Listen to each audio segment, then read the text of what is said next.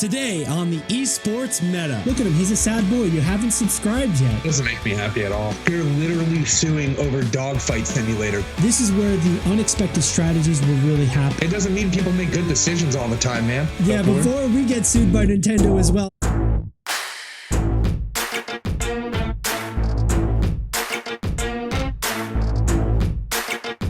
Welcome to the Esports Meta. I'm your host, Billy Sims, and we're about to talk about everything happening in news of video games and competitive esports this week. There's a lot going on, a lot happening, a lot of buzz and speculation, and a lot of mystery too. We'll be talking about the race to world first. We have the first reset. Some people thought we weren't going to hit it, but we did. It's Tuesday for North America, which means reset, and we've got some spicy tactics happening. A lot of drama, a lot of fun, a lot of cool things with the race to world first. We'll also be talking about Nintendo suing Palworld, but nobody knows why.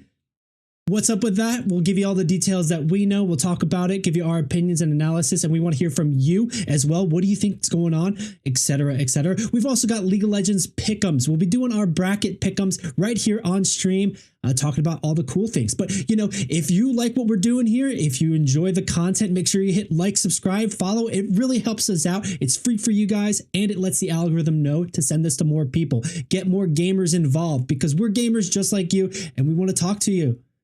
Plain and simple. But I want to talk to my co-host because we've got a lot of subject matter to get into. And my co-host today is Nicholas Layton. How you doing today? We're, a little bit of hiccups, but we're back into it. It's great, bro. I mean, this is to be expected, right? Goblet engineering is the way it works, bro. Works 20% of the time, 80% of the time. Like, let's get it. Let's get it. We're going to just roll with the punches and keep on keeping on with this. And we've got a lot to talk about. First and foremost, I know we've got the subject matters ahead of us. We're talking about Nintendo Palworld lawsuit. We're going to be talking about Race to World first. We're going to be talking about Pokemon's new card app coming out soon, some details. And we're going to be doing League of Legends Pickems. But outside of those topics, Nick, do you have anything you would like to bring up now, or like that kind of got you excited this week in video game world? So they did release the League of Legends song, Heavy is the Crown. That was just today, right? Yeah, that was just today. That was the Linkin Park thing. It definitely was Linkin Park. Everybody was right because they kind of made it obvious. But that was pretty cool. I won't say any more on stream about it. Have you listened to it? Because I haven't yet. Is it worth the listen? So, I mean, you're gonna make me do it. That's fine. Yes, I'm gonna make you do it. It's a fine song. It's a fine song. No, it's one of those situations, man. I'm not a Linkin Park fan, okay? But I will agree with a good portion of people. They should have just rebranded the band. Start your own band. It doesn't sound like Linkin Park. Gotcha. It's got Mike Shinoda, aka Shinoda the Cobra Holder. Okay, that's his legitimate. That's a legitimate AKA for him. In case nobody knew this, from the Wu-Tang Clan. Who gave him that?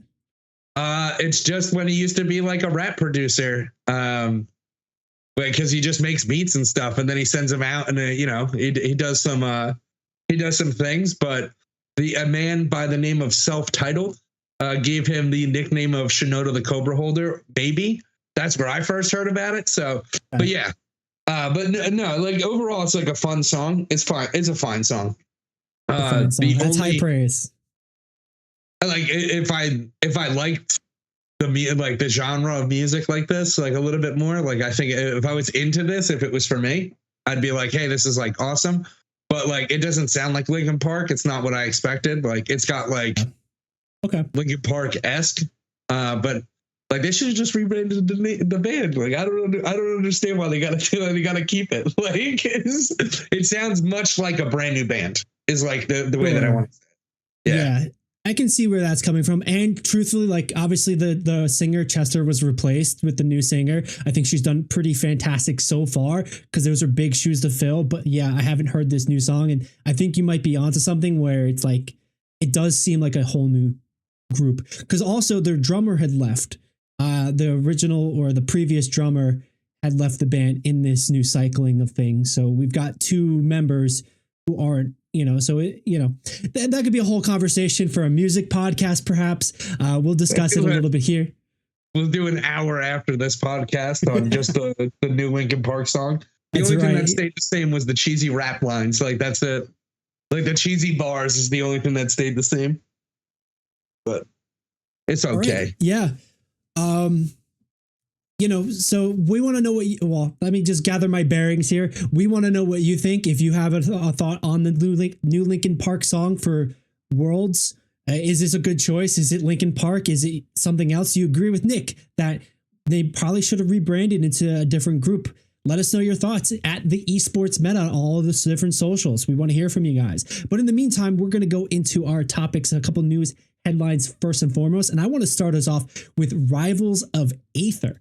Nick, are you familiar with this game, Rivals of Aether? Yeah, I do. So I've seen the trailer. I'm not like, and I've seen a little bit of the gameplay for like the first one, but I have not played the first one. Well, and that's like the thing that I know. Well, that's the great news here. They're coming out with Rivals of Aether 2, and they just announced a release date. And this game is a Smash clone, so it's a platform fighter, and it's not solely based. It was created in the essence of wave dashing. The creator loved the mechanic and function of wave dashing in original Smash Bros. Melee, although that was unintended. And he built Rivals of Aether with the complete intention of incorporating the game being fast-paced and technically astounding, and having a real high ceiling for skill expression with just around the wave dashing idea. And wave dashing is when you feint towards the ground on a platform and you do it in an angle where momentum slides you. Different characters have different friction points, and it became a very important staple for the fighting game Super Smash Bros. Melee. Move along a couple years ago, Rivals of Aether developed their own game based off of that mentality, based off of wave dashing, and they created a pretty solid fighting game. I really enjoyed it. It's definitely a little bit of a cult classic, but now we have an official announcement for the release date of Rivals of Aether 2. Bring that right up on screen. It's available October 23rd, just about a month from yesterday, available on Steam. We'll play the release trailer in a bit, but I do want to send a little bit of a notable why you should care, because it's also getting some buzz because it's being distributed and produced by a video game favorite, Ludwig. And here's quickly Ludwig's video announcing that they're going to be putting out their first video game. We have finally announced the release date for Rivals of Aether 2. This is Off-Brand Games' first game. It's the first game I've ever published. It's the first game I ever will publish. You really only get one shot at your first, you know. And honestly, pretty lucky based off the game. Pretty lucky based off what the game is. Okay, no. All right, he's basically just gonna fight with chat a little bit as he normally does. A little bit of the back and forth in that, but generally speaking, he's really excited. He was a player of Rivals of Aether. I think he had a couple tournaments. He is a player who likes competitive games. He wants to prove that he's a good gamer, currently on the God Gamer Gauntlet challenge for him. But it's really exciting to see a game like this have the support of a streamer and a person who works really hard like this, so that it can get some buzz out there, because this is a fantastic game. Let me bring us into the release trailer, actually, so we can show that a little bit sooner. Right. Oh, there we go. A little bit easier to see, and here we are.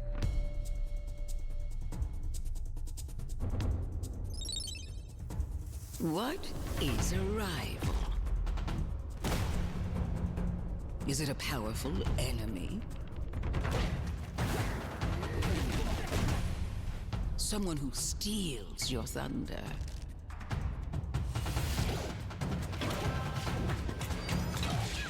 Can it be a friend? Or one of many foes? Zetterberg, Rono, Raster, Crab, A lot of the characters are returning here. Ones you've seen if you've played Rivals of Aether 1. But very distinct art style, very unique charactership. Nick, any sort of distinct thoughts you have while we're playing this in the background? I mean, like they kind of like nail the whole aesthetic of the game. Like it's just a reflection of what you truly good, like a game that's basically, you know, kind of like these characters are pretty influenced, right? But like they're overall like pretty unique. Like the game doesn't feel like I have a correlation to like a lot of people besides like, you know, maybe the frog guy will say like, oh, he's like Red Ninja and like, you know, stuff like that. Like a overall, little bit later, we're going to be talking about obviously the Palworld lawsuit in Nintendo, and like that's another interesting where it's like, did they take too much or whatever?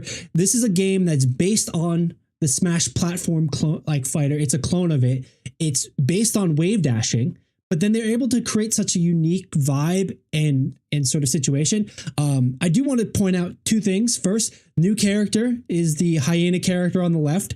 That's a new exclusive character to Rivals of Aether 2. And then again, reinforcing the release date here, October 23rd, available on Steam. And we'll talk about that. But yeah, you're right. It's a very distinct sort of game, being familiar, but then also being unique to itself. And like I said before, I believe this is a very solid fighting game, and we should be seeing more of this being played across the board, especially with backing and support of like Ludwig and other creators like that. Yeah, wrestle some of the money away from like Nintendo and Marvel. Like Nintendo hates their communities on like a regular basis. Like if you don't have kids, they probably hate you. Like in general, like it definitely feels like that. Smash. It definitely feels like that. But you know, they might need to be a little bit worried because like that dude looks like Cubo mixed with like Zoroark. The two Pokemon together. I don't know. You never know. Nintendo's out here. And they might have an itchy trigger finger on those lawsuit guns, right? Yeah, you know, hide your kids, hide your wife. Nintendo's suing everybody out here. But generally speaking, Nick, have you gotten to play Rivals of Aether before, or was this like your first sort of like deeper dive into it? So first deeper dive into it. Like I never even knew about Rivals until I read an article basically that Rivals of Aether 2 was releasing, and it's a shame that they don't get to keep their name because Marvel already has Marvel Rivals, so they have to go with Rivals of Aether.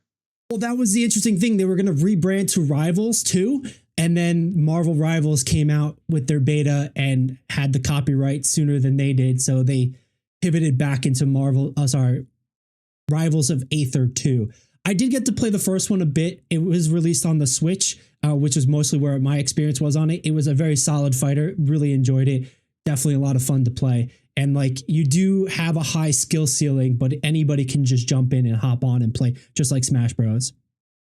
I mean, like it just popped in my head right now, but they really should have just went with Rivals because Marvel should rebrand into Battle World or Civil War or something. But anyway, that's a different topic. But you know, I love the look of the game, and I really can't wait to like see how it's played. Like I don't really think that like I'm not that player anymore. Like I don't care too much about Smash like that to like sit down and like really practice the game like I did for Brawl and Melee.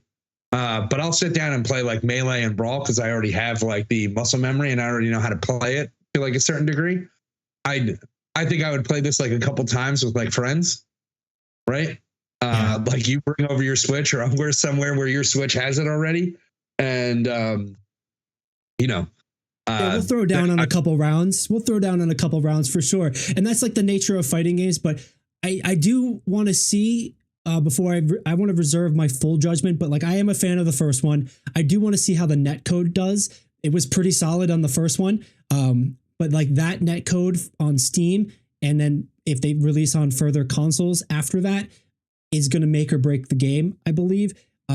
Exposure to players, being able to pick it up, being able to hop into casual lobbies, play this somewhat competitive casually, have these tournaments online, that reoccurrence is going to make a big deal. So like that's where I'm a little bit hesitant because you don't know how netcode is going to perform until you get to play that netcode in full glory of full like audience. So, you know, I'm a little bit waiting for that until October 23rd, but I'm very excited for this game.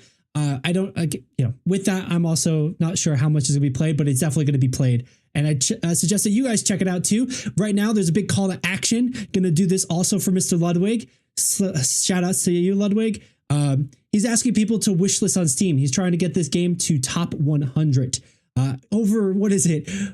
Truck Simulator Greece. So need to make that happen. If you guys want to put your support out there for a game, if you're interested by this, go to Steam, go wishlist this the game. It's going to be a lot of fun and definitely worth it. Just head to the website and hit that wishlist button and help Ludwig out, your boy Ludwig out for his enjoyment. And this is a solid game and you're supporting an indie game dev. Absolutely. So definitely worth it. Definitely, gonna put that call to action out there for you. No, I just disagree with Billy, bro. Ludwig, I don't understand why we can't have a giveaway for this. Like straight up, like why we can't have like, oh, you got 10 entries into the giveaway because of why somebody has to call me like right now. It's Ludwig. He's on the phone for you, dude. He's talking about that giveaway. Yeah, no, like you get 10 giveaway chances to entry, right? Chances to win. What how did that even answer the phone? That's sick. But yeah, there should be a giveaway if Ludwig wants you to go wishlist this thing. It does look cool. Wishlist if you like it. Don't do it because Daddy Ludwig wants you to do it. All right, like just Well, in that way too, I'm going to be more for it. Go wishlist right now. Support indie game developers. Support an awesome game. Do it for Ludwig. He's trying to be a god gamer and etc. Tell him, we sent you, the Esports Meta sent you. But you could also check out the game this weekend. I believe they're going to be doing a beta test tournament. So go check out his info, check out the game, check out that information if you want to try to get a little bit of a hands-on and push him for that giveaway. He's got the power. He's got the sway. He's a Red Bull athlete. He should be able to do these kind of things.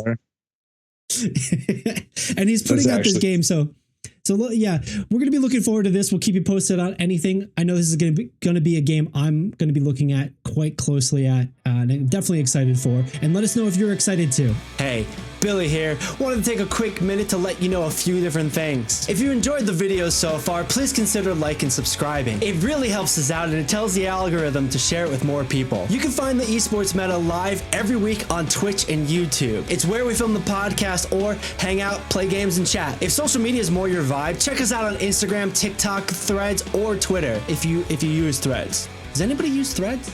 This is a video game community that's excited to talk about esports, so jump into the conversation. Of course, you can find more videos like this here on YouTube. Just hit that subscribe button right there or there. Thanks for watching, and let's get back to the show. All right, Nick, let's move into our next topic, and this is going to be the controversial one, the one we're probably going to see people have some opinions on, perhaps, maybe not, but more or less, we're going to be talking about the lawsuit of Nintendo to Palworld and why are they even doing? It doesn't seem like anybody knows the reason they're suing. They're just suing them for patents, basically. Here we have a CNET article describing that Nintendo sues Palworld Studio for its Pokemon-like shooter. And the first thing that everyone thinks of, and the first thing that everyone said when they first saw this game, is that it's an extremely popular parody game. Think Pokemon with guns. And that's all the marketing I saw with it back when it came out. It's Pokemon with guns. You should buy this game. And like, that's the initial thought of why they're suing right now. But because it's patents, Nick, I don't think that's the case, right? Bro, this is Ark Survival with a Pokeball. That's all this is Ark Survival with a Pokeball. Like, and granted, like, somebody can say like, maybe the Pokeball is like the patent that they're like going after. But like, honestly, if we're talking about like capturing magical fucking creatures into like small little objects, then like, I guess genies and djinns have like some like. Yeah, Aladdin's got the patent on that one, right? Like this kind of sound, like it sounds like a little bit ridiculous and like 130% malicious. Like I say this all the time.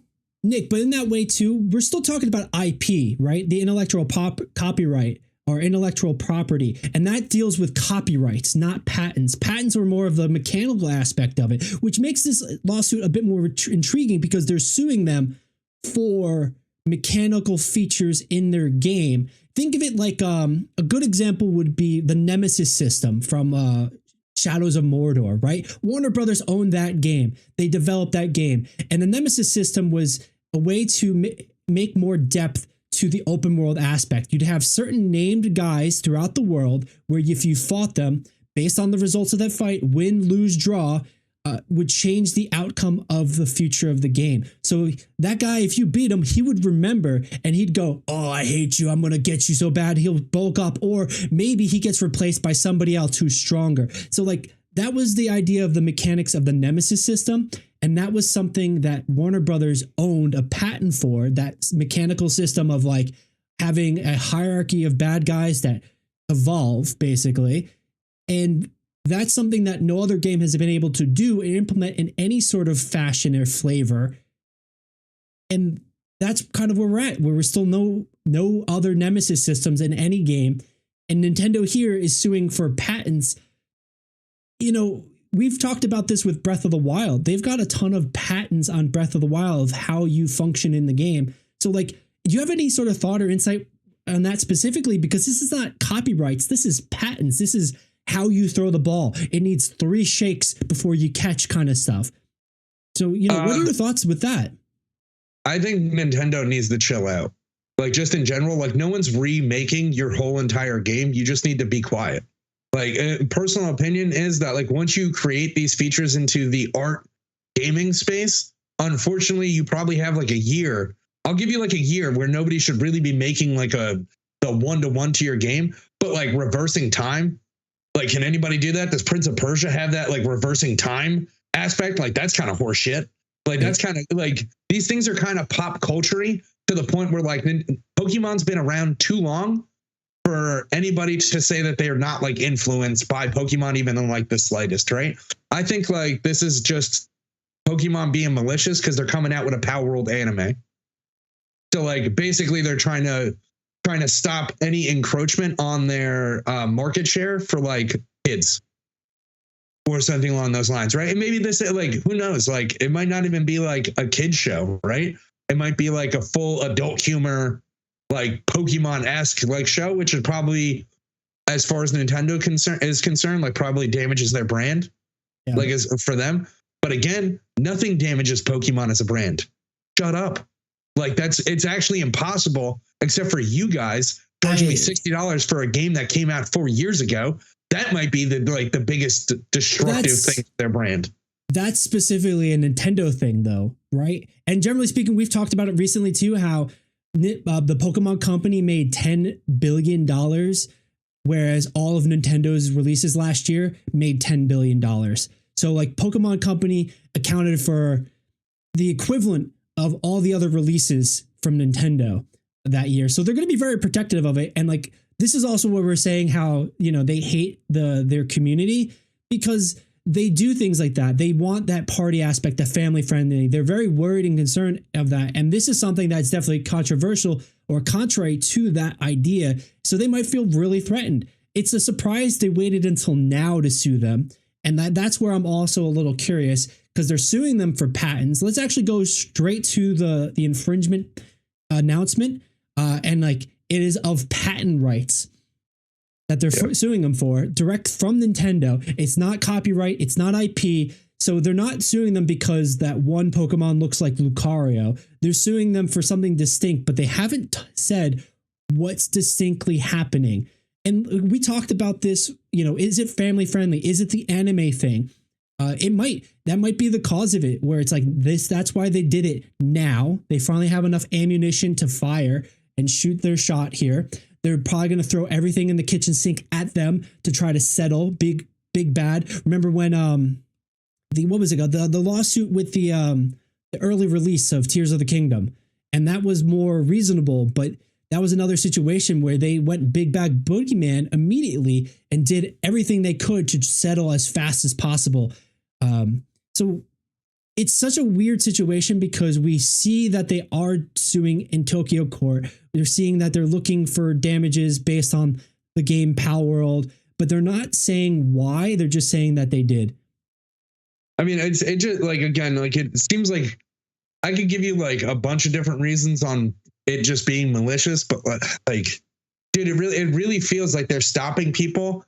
Like, here's a thought, right? They have not changed the way Pokemon plays since 1996. It's played exactly the same. It's a turn-based game. Your Pokemon get 4 moves, this, that, and the third, right?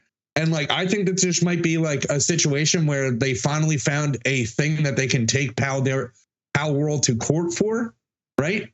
To like basically try to knock them down a situation so they don't have to like innovate on their game.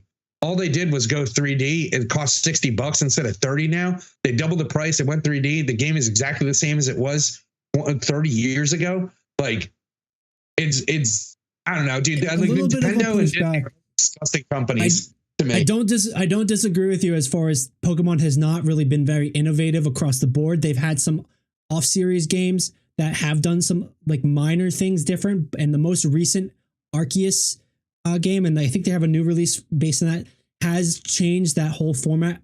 Probably the most extreme, but even the most extreme is like a +1, +2 from 0, whereas all the mainline games haven't adapted and really changed. That's been the same, you know. A little bit of a pushback that they have done a little bit of update, but it's taken nearly 30 years for them to actually deliver on any sort of new innovation, new feature, other than the gimmicks of like Dynamaxing or terrestrializing, right? They're literally suing over Dogfight Simulator, though. Like, this is what Pokemon has always been. It's like little kids go around collecting pets, and then they have them fight each other. Like, they used to be to the death. In the beginning of Pokemon, it was about killing Pokemon, right? Yeah. So like there's no high ground for a company that literally is just Dogfight Simulator. Like, it's relax and and just make your stuff good. Like, just anyway. And it's not even an original concept in that manner. Like, you know, you had like the Digimons back in the 90s as well as a direct competitor. You've had a lot of other capture monster sort of games. So that's what makes this sort of more perplexing.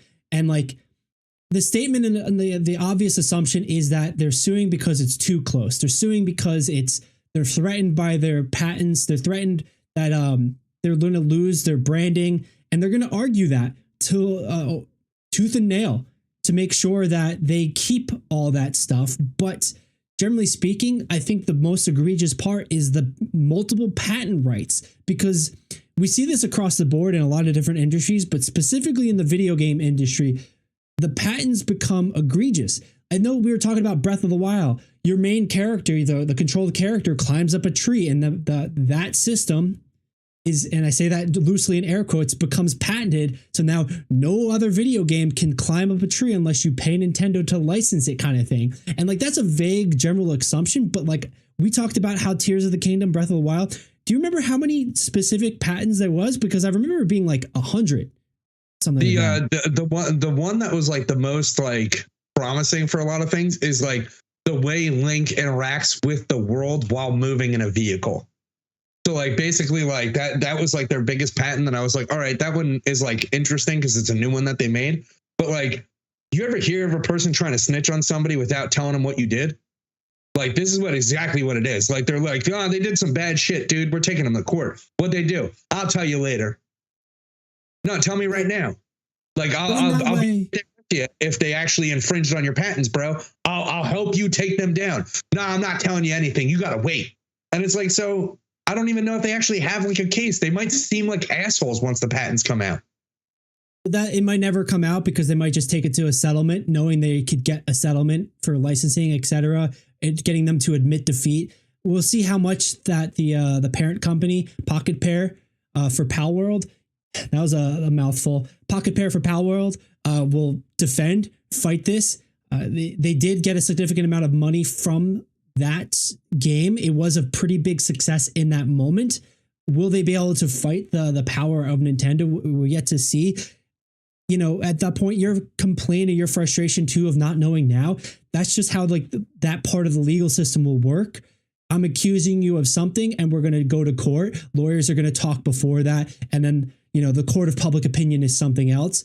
If it even gets to the court of public opinion, if they even announce which patents are, if they even announce wrongdoing or right doing, and like Nintendo has been one that's been very litigious, and we've been seeing a lot of arguments and conversation about Nintendo's history with lawsuits. We were both like giggling about this one article that an analyst, in air quotes, was saying Nintendo could have sued everybody in the late 2000s. What was that? That was the one, I think.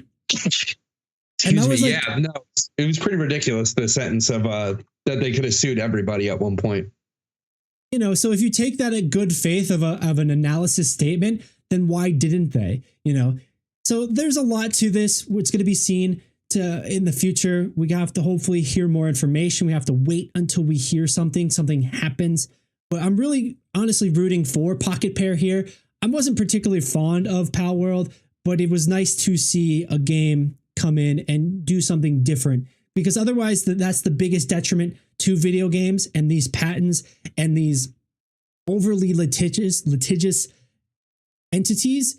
There's protecting your brand and protecting your product, etc. But there becomes a point where it's excessive and you're stifling innovation and you're just trying to grab the bag. And they made $10 billion from Pokemon last year. 10 billion with a B. How much more of a bag are you looking to get? How much bag from this are these guys taking away from you? And one could argue it doesn't matter, but overall it makes the video game enterprise and world and economy feel worse, because we as gamers suffer because lack of innovation and lack of gaming. Nick, any final thoughts from you? Any things you want to point out on this? Nintendo makes good games, but they suck. I say it all the time, man. I shouldn't be paying $60 for a game that came out 7 years ago. But those are Nintendo games, everybody. It's so. I got kids, man. It's $60 for I want to have them play the 2 generations ago Pokemon. I got to pay $60. I hope Nintendo gets countersued. Okay. I hope they get countersued for all the frustration that Pocket Pair has to deal with. Just class action lawsuit for monopoly of the game in that way. Nintendo as well. Zelda Breath of the Wild is still $60. It's almost as bad as Rockstar still selling GTA 5, game that's 12 years old, 13 years old, still for $60-$70 on the newest generation. Wild to me, man. But people keep buying it. So, anyway. Yeah, and people burn their hands in hot oil by touching it. It doesn't mean people make good decisions all the time, man. It does not matter whatsoever, Fair enough. dude. Fair enough. All right, let's get out of it. Let's get out of here before I fair enough. Yeah, before we get sued by Nintendo as well for having an opinion, let's move on into our next game. And fortunately, though, we're going to still be talking about Nintendo, or at the very least, the Pokemon Company, because Pokemon has got a new TCG app coming out soon. It's going to be called Pokemon TCG Pocket. Here we have a official trading card preview. Let's bring us up and let's play this intro real quick. Pokemon Trading Card Game Pocket is an app for mobile devices developed so that people around the world can enjoy the Pokemon TCG in a more casual way. To play, just choose a booster pack you like, open it up, and collect the cards. And those are the basics. There's no basics in that. I'm going to pause real quick. That's the basics, bro. It's buy packs. Yeah, it's all basics, bro. Spend money. And that's where I kind of assume, Nick, you're going to be a little frustrated at this. Maybe you out there as well watching. I actually like this app. I already know a bunch of this stuff. This app is solid. So let me run this down a little bit further while I'm going to scroll back and let this play. So basically, this app is meant to be a more casual version, a more accessible version of the card game. Not necessarily a bad thing. People who have played it have likened it to playing Marvel Snap, a simpler, quicker version of a competitive game, but with a main focus on collection. You can collect up to 2 packs per day, as it's on here. They're going to have different art styles, different rarities, and you can put them into different binders, perhaps, as well. So the emphasis here is going to be on collecting cards and the digital art etc. When you get to a battle system and a trading system, that's where it gets a little more light or casual. It's going to be a first to 3 point system. It's going to be a 20 card deck down from what was it, 40 or 60 card deck in TCG? At least 40. 40. And it's going to be a first to knockout or first to 3 points, basically. Each Pokemon that you knock out on the bench is worth 1 point. If they're an EX Pokemon, they're worth 2 points. First to 3 wins. So they're saying it's about a 10-minute game. Pretty quick, pretty simplified. You don't have energy in your deck. Energy cards, they just generate naturally, a la Hearthstone, the Power Stones, etc. And like more or less, it's focused on the collection of it. There is trading. They're not going to implement trading off the bat. It will come fairly early afterwards. And they're not looking to do tournaments or competitive aspects in person. They don't want to take away from TCG events and like Pokemon Worlds, but there seems to be and going to be a demand for it because people are already asking, can I play other people? Yes, there's multiplayer. Yes, you can play a friend in person, like a scan code. And then, yes, you can play bots. But for tournament support, for other competitive aspect, they've already sort of leaning away on it. Visually, this game looks brilliant, but that's the one friction point a lot of people seem to have. But they are open to giving the people what they want at a later point. If there's enough demand for it, they're open to changing that and making things different. So, like, here's the good. Here's the good of the app, right? Okay. The trading aspect is going to be the good part, right? We can argue that faster matches, like the good part. But essentially, what the biggest thing about this is that this app actually reduces the average age, the minimum age to play the game is now 4 years old instead of 6 years old. They've tried to reduce the impact of like new players and like how old they have to be in order to like really play the game. Normally it's 6 to 8 years old to start for Pokemon in general. That's the battle stadium thing that trains people, the battle decks that you buy at Target, stuff like that, right? 6 to 8 is the age bracket. With this one, it's 4 years old. If you look in the App Store, it's 4 years old up. All right. So they reduced it by 2 essentially.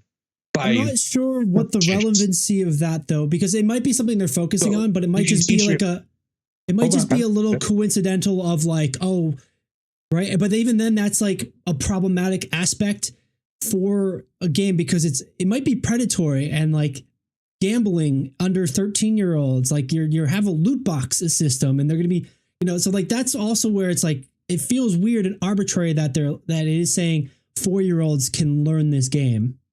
If we go based on the previous app, right, which will still be around, it's not going anywhere. Okay. The other, like, so if we based on the other app, they're not going to be really predatory, like just in general. And that one was just released recently. The actual negatives of this is the exact same thing that Yu-Gi-Oh did. In case you didn't know that, Yu-Gi-Oh already did this. They split their player base into people who want to play faster games versus like not playing the game. And what I mean by not playing the game is this is not playing Pokemon. This is getting you introduced to Pokemon. Yeah. Okay. You're going to go to a store and you're going to be like, what the fuck is this shit? 6 prizes? Da, da, da, da, da. Like you're not like, it's not the same game. That's first and foremost. That's the biggest negative to it. But everything else about it, for the most part, collecting, getting free packs, being able to trade, they're all positives. There's going to be, not battle pass, right, aspect, but like they have a battle pass thing that essentially you just get for free if you play the game. And that's how it worked in the other one, the most previous one. And you can buy packs. So yeah. I would assume that packs are the only part that I would be worried about for kids. Well, that's the whole emphasis of this app. It's a collection focused app. If you want to play competitive, the card game competitive, you're going to want to play the other one, the TCG Live, I believe it's called. So in that way, this is more incentivizing collection, and the battle pass will let you play. You'll be able to collect a good amount of the cards during a battle pass, during a season, I guess. You're going to be able to collect cards to be able to play competitively in the game. But in that same way, it's focused on the variety of the card art styles, the rarity of that. This is okay, let me walk it back to, and like just my thoughts here is because Pokemon is a very competitive card game that you play, but then it's also a very competitive collection game. You have those two sides of this, and it's been like that. 2020 really pushed that further into aspect, but the collection part of it has been happening since 2000 when the game first came out. I think this app is splitting the player base, but it's splitting the player base in those lines. The people who want to collect and casually play a card game, and then the people who want to competitively play the card game. And I think that's not necessarily a bad thing, but I do feel like that's also where it can get a little predatory. Fortunately, they have been pretty good guy when it comes to the other card app, other card game digital version, where they give you the cards if you buy a pack in person that you used to be able to trade and used to be able to earn coins so you could like enter tournaments, etc. I believe you could still kind of do some of those things. So we'll see how it plays out here, and I'll give them the benefit of the doubt for that. But that's where the battle lines, I think, are drawn, where this is collection focused versus, competitive focused. Even the people who are collecting right now on Pokemon Live are not going to disregard their own collection on there. They've already been pissed off enough from linking their account from Pokemon TCG Online. So I lost all of my collection when I moved to Pokemon Live. Generated new collection of cards, right? I'm not moving to a new app to collect the cards that I've already got. That's crazy. This and again, to me, this is just a full new player acquisition. That's all it is. Trying to get them a little bit younger, because a lot of the kids are on apps, and I'd rather my kid play with this than Mario Run for the most part.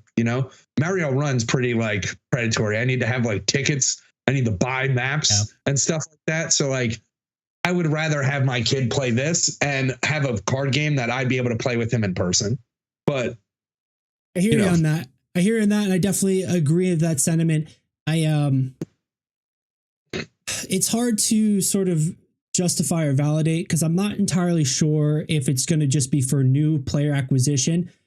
The FOMO is going to be there. People are going to want to pick it up, and they're going to get some recidivism, some people who already have the collection on the other in physical, in the TCG Live app. They're going to bring that to here, and it becomes just another stream of income because of the FOMO. And that's constantly what it is. Granted, this does it a little bit better and generally a little bit more good guy mentality than some of the things we've seen.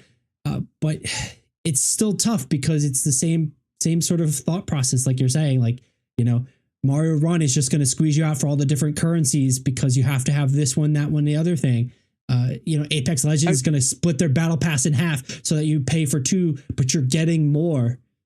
By the way, Riot totally won up the shit out of Apex Legends. I know it's off topic, but there is now 3 battle passes per year for League of Legends. Get fucked.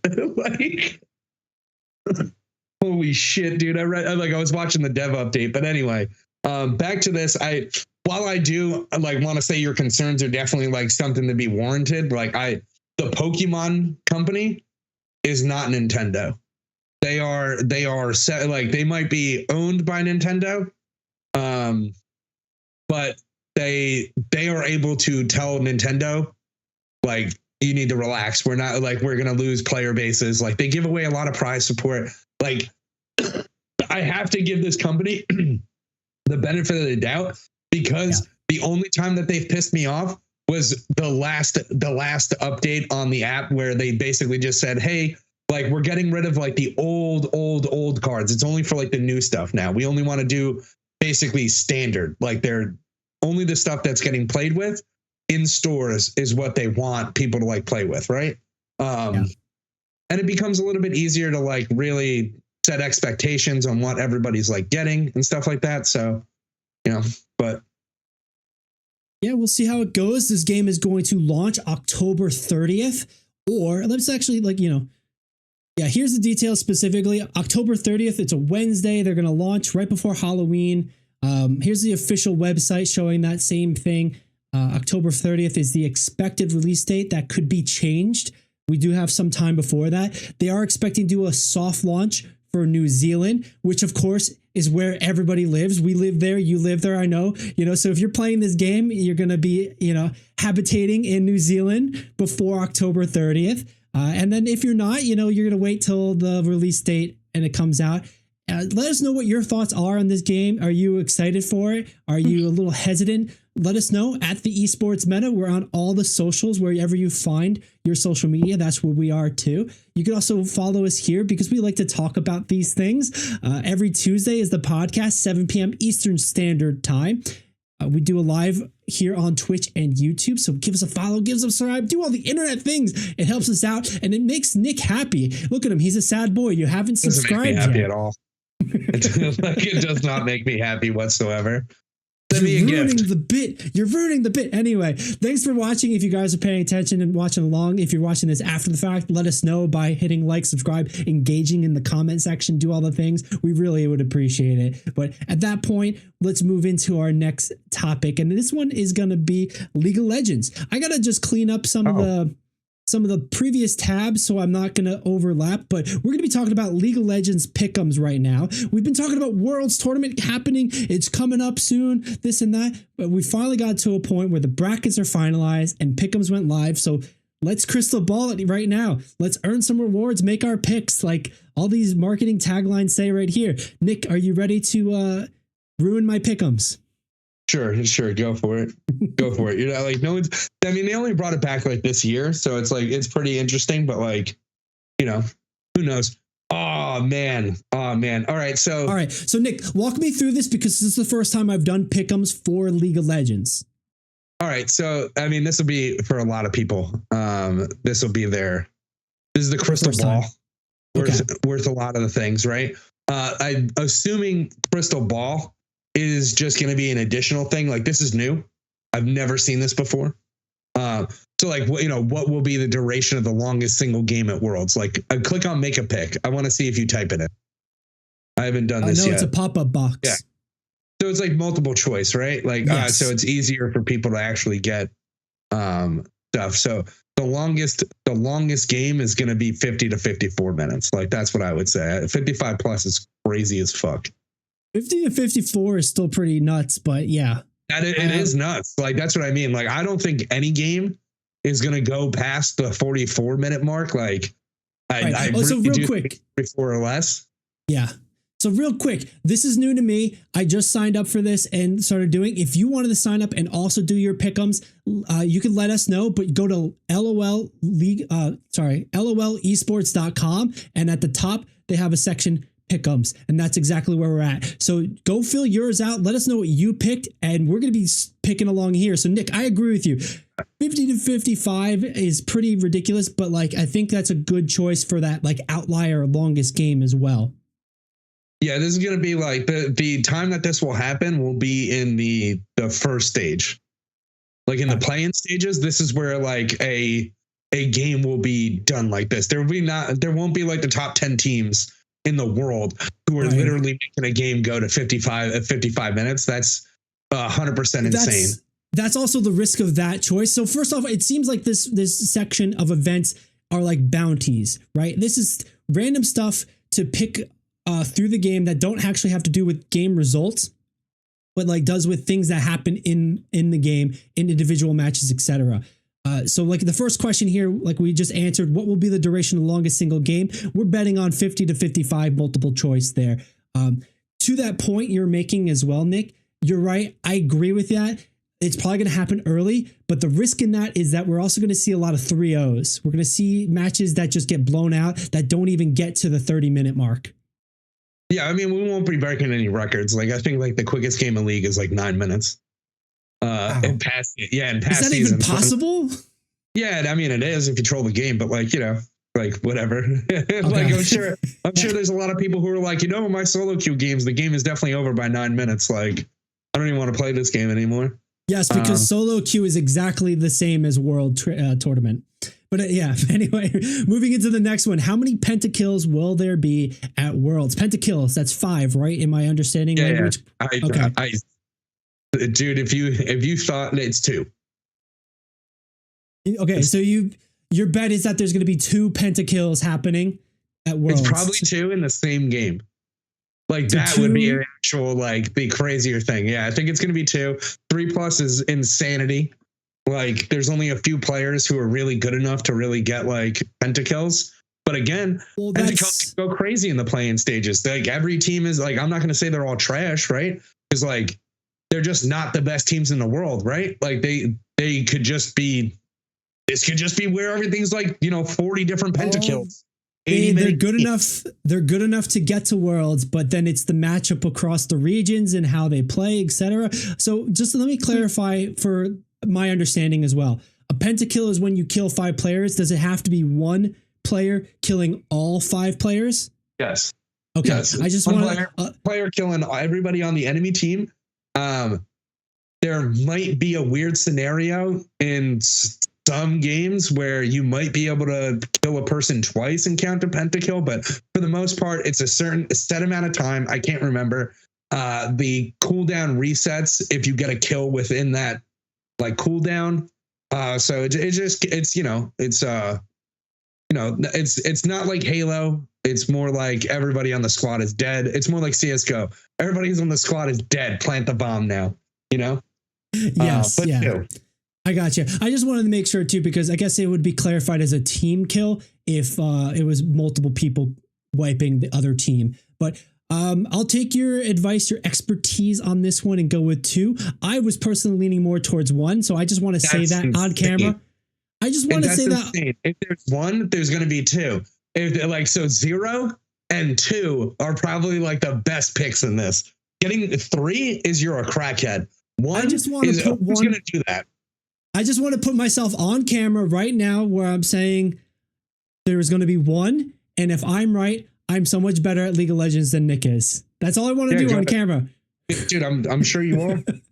Everybody's better than me at League of Legends, bro. I'm bronze. I'm iron 4. I bet. I knew what the bottom rank was. Get out of here. Confirm pick, and let's move on to the next question. Which Drake will be killed the most at Worlds? Cloud Drake. Cloud Drake? What's their thought process on that? Is just the location on the map or what? No, it just so happens that like Cloud gets killed like the most for some reason. In my I don't know if it's anecdotal or it's actually true. But Cloud is, and also like the odds of people like winning after they've killed 3 Cloud Drakes, it like goes up. So like Cloud Drake. Again, for my very newbie brain on League of Legends, these are bosses in the jungle that you can clear to get a buff. So it's one spot. All the dragons spawn in the one spot, but it's only one of the dragons at a time. So like, right. And it's do they cycle through over time? So in the game, I'm sure that the way that this works is like your game is allocated 7 dragons, and then like or X amount. We'll say 100, right? Whatever. You're allocated X amount of dragons, and then they randomize those and then put them as like this is the first one that spawns. Once you kill that one, this is the next one that spawns. Gotcha. And it's a little bit of a lottery for that, but then players get to choose if they go after that objective or not. And you're saying that players tend to go after the Cloud Drake more often than not. So like not even that. It's just not going to be one that like you skip, right? So like Cloud, Infernal, Mountain, and Ocean are going to be the ones that you're definitely going to like. You're not going to rush the dragon. Or there's even times where if Chemdrake or Hextech spawns, I call him Chemdrake. So if those ones spawn, you might just give it up and go to the other side of the map. Like you're not like, usually you're like, all right, we need to play bot side because dragon is up. But if it's one of the Hextech or Chemtech, they're probably just going to be like, yeah, I don't care. I'll give up this dragon. I'll give up the next one if it's a trash one. My last newbie question with this, was I correct that like when you kill the dragon, it gives you a buff, and each of these, it gives you a stacking buff. And then each of these different types of dragons give different buffs? Yes. Okay. So I think that's to tell you that. So here's, so Chemtech or Chemdrake, as I call it, no fucking clue. Hextech, no fucking clue. Cloud, movement speed. Infernal, damage. Mountain, damage to structures. Ocean, regeneration. So if that tells you anything, like it's going to be one of those. And statistically, I'm pretty sure Cloud is the one that wins the most when you get the most of a certain one. You sold me. I'm confirming pick. Let's move on into the next one. How many Baron steals will there be at Worlds? So Nick, I'm going to just assume here a Baron steal would be boss in the middle, and then how many times it would be taken last second by the opposing team that was trying to clear it. That's it. Yeah, that's pretty much it. And it's only the jungler who's going to be able to really steal it.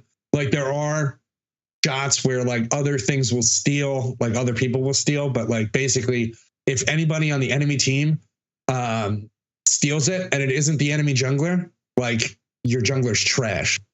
Like that's it. Like because they have a move that says deal 1,000 damage, and usually there's not many champions at any point in the game that are just going to be like 1,000 damage to the Baron real quick, right?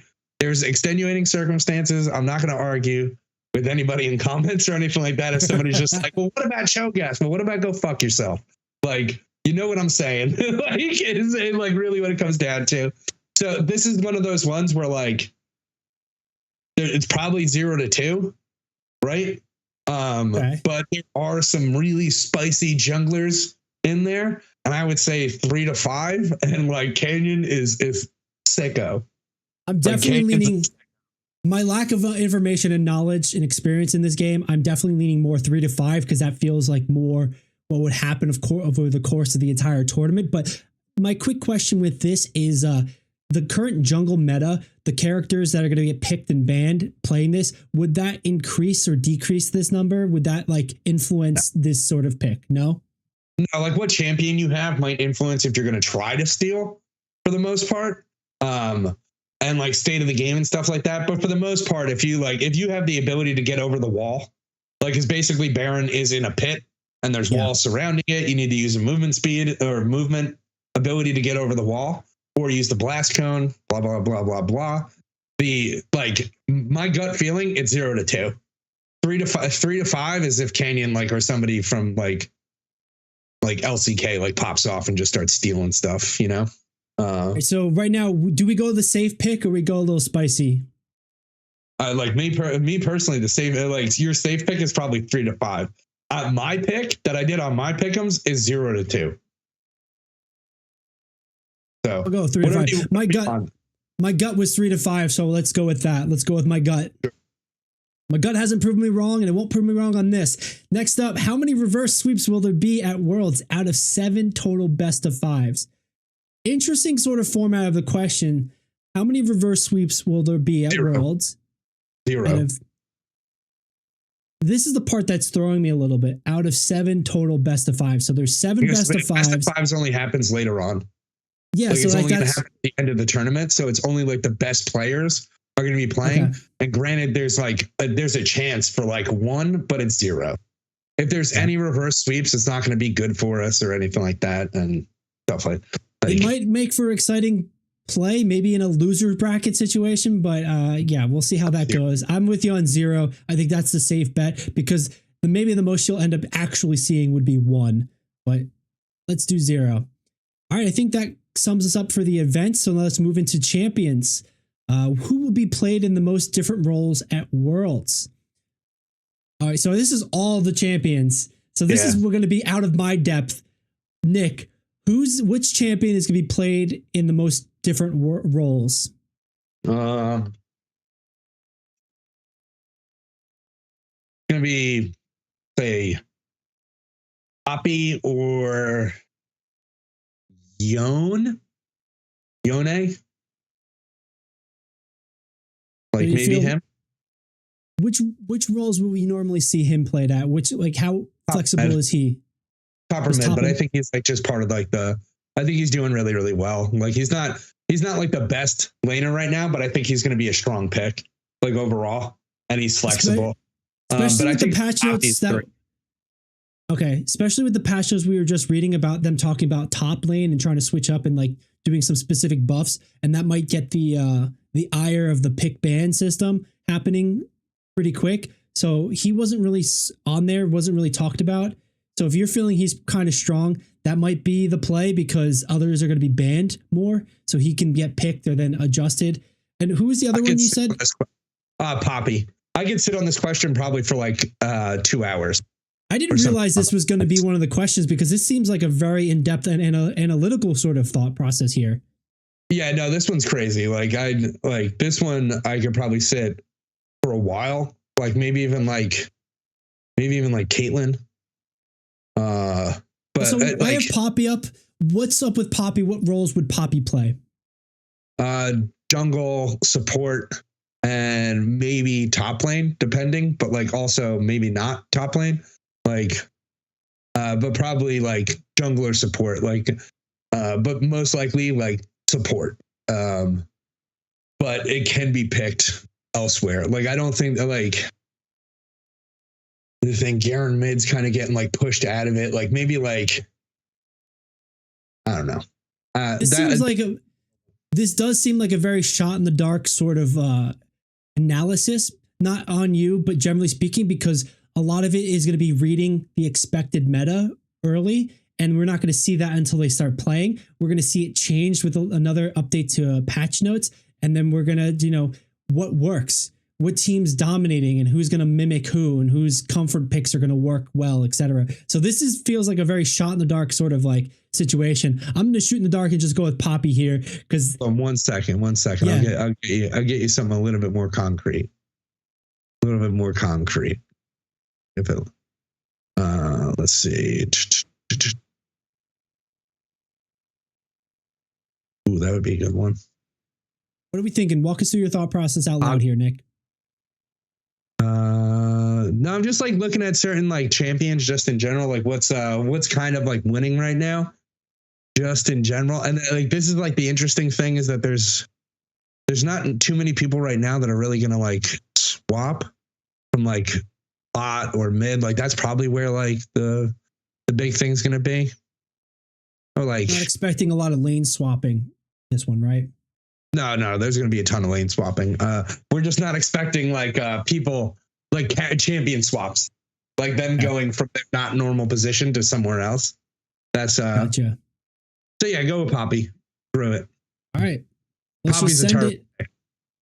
It's a terrible pick. I'll tell you right now, it's a terrible pick. Like I think like it could be picked in the jungle, but it's probably just going to be pick support. Well, then that way I just want to go with Yone. Yeah, go with Yone. Yone's a good pick, dude. That's why I was like Yone. Yone's a great pick. All right. Let us know if you think that's a good pick or a bad pick, or if there's a better pick. What are you picking for yours on this? This seems really difficult, and we want to see what your expertise is and get the I told you so's from you as well. Let us know on our social or hit us up in the comment section.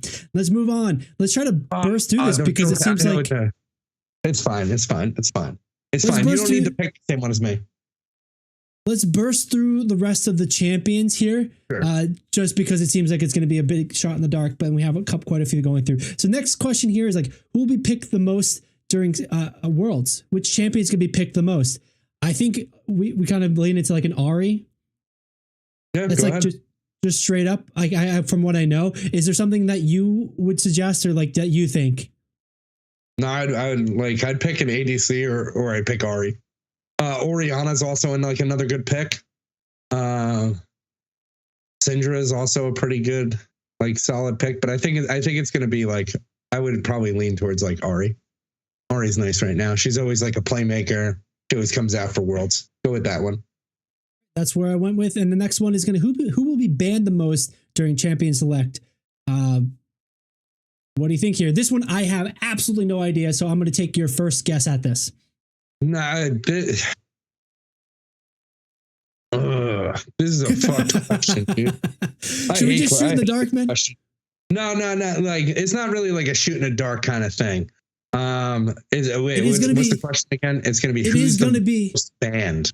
Yeah, it is going to be very tactical, but it is going to come down to knowing what teams are playing, what teams are going to go far, who they're playing against. So which champion is going to be the most banned at Worlds? Fucking J4. Jarvan 4. I don't know. It's such a stupid question. I'll be honest. Like that is a very stupid question. That like no one, like it's just a shot in the dark question. But yeah, no one's going to really be able to truthfully predict, because it's going to come down to game time decisions and strategies and like the scrim bucks behind the scenes preparing for it, how teams are playing, how champions are panning out. But yeah, let's just go with that one and move on. Who will have the most total deaths at Worlds? Which character is going to die the most at Worlds? Syndra. No, Azir. I mean, it's going to have to be one that's getting played. That's a terrible one. That's a terrible one. Let's go with I think we were talking about this. He ends up getting pretty tanky in mid, right? Doesn't he? Yeah, he's a mid character. He's pretty safe. Yes. I don't know. What do you think? Go with Yon. Oh. All right. Let's just send it. I mean, yeah, just send it. But like, this is a random. I don't have anything for this one.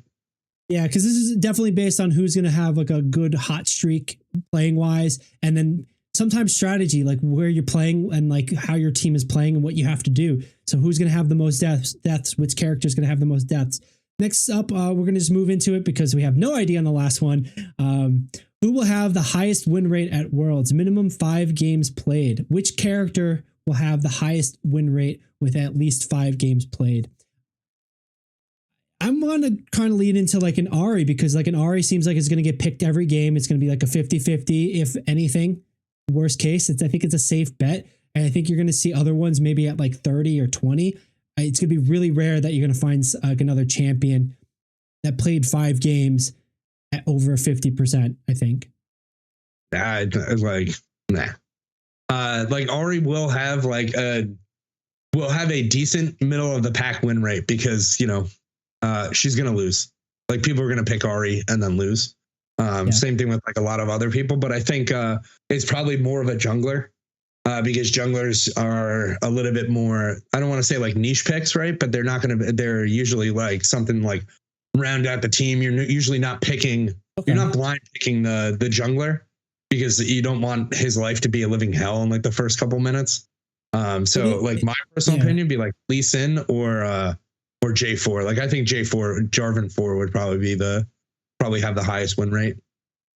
Well, in that way too, I know we like just saying that the pick ban rate, you need to play 5 games. So like those niche picks are going to hit that count lower, but you're not really talking about a super in-depth pool when it comes to like the meta for junglers or top lane, etc. So I that was just my thought process, my initial aspect for it, and just moving in. We're going to move into the player section though, and then we're going to take a look at the questions here for the picks here. Who will play the most different champions at World? Who's going to have the biggest variety? This I know a few names, but I'm not going to know their whole player roster in depth. My understanding is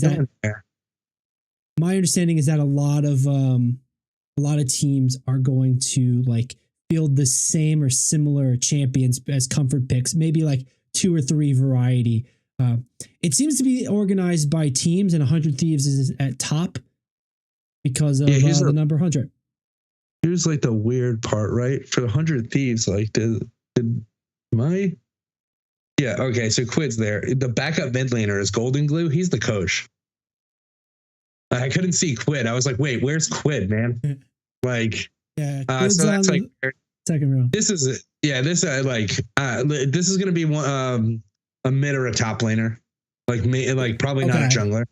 I was gonna ask possibly a jungler because of like the niche aspect of it too, but I was also gonna ask, which team do you think is gonna go the furthest, because that's gonna be the more opportunities for them to play different heroes, different champions. Here's I would say Kyria. You can choose Kyria. I think Curious, right? He should still be there. Kyria is what? KY? KI. KI. Right? Is he there? Scroll down. Scroll down. No? Oh, that's as far as I can go. Is no Kyria. Damn. What do you mean? He's on T1. What do you mean? Like, T1. Here's all T1. It's KERII. Okay. Yeah, there you go. Yeah. he's currently qualified as a support here. But Yeah, he's a support player. Like Kyria plays his champ pool. He's cracked. He's cracked. I know you and I are pretty bullish on T1 But here's right the now. cool thing. Here's the cool thing. Ah, damn, you missed it. Reckless is the additional player. He's the guy from the T1 Academy. He's a support, but he's also the European. So he was the European pro who was an ADC for Fnatic. He was like one of the top pros in Europe. I've talked about him before. And basically, like, yeah, you got music playing now. Yeah. It does that sometimes and the others not. But yeah, sorry. He's a European support. Yeah, but he's going to Worlds. So he's a European ADC pro who used to play as the main, main ADC in Europe. We were talking about that last week. Support. Yeah. So he's going to Worlds as a support for the first time, which I think is awesome. I love this. Yeah. So definitely cool one to look out for. We'll see if he gets any playtime over Kyria, but we're rooting for Kyria right now. Okay, next up, who will get the most kills in a single game? Canyon.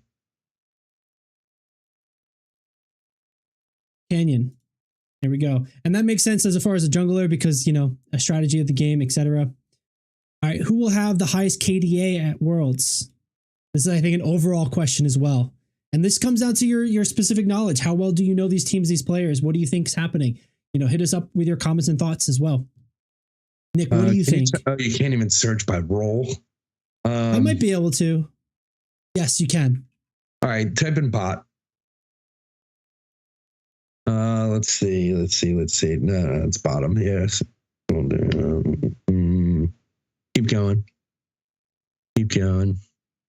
All right, who are we looking for? Are we just scanning? Scroll up. Scrolling up. Keep going. No. Nah, scroll down. All right, who are we looking for? Are we just scanning? Give us some thoughts. I'm going through all the names, man. I Do you know, think but I fucking know every single one of these bot laners? No, but tell me, for our listeners out there who are just looking at us through audio, we got to say what we're doing. All right. So we're looking through the bot lane champions, right? It's not like it could Gumi Yushi, but he's on T1. I want you to scroll down. In Viper, general, probably not. Supa, probably not. No.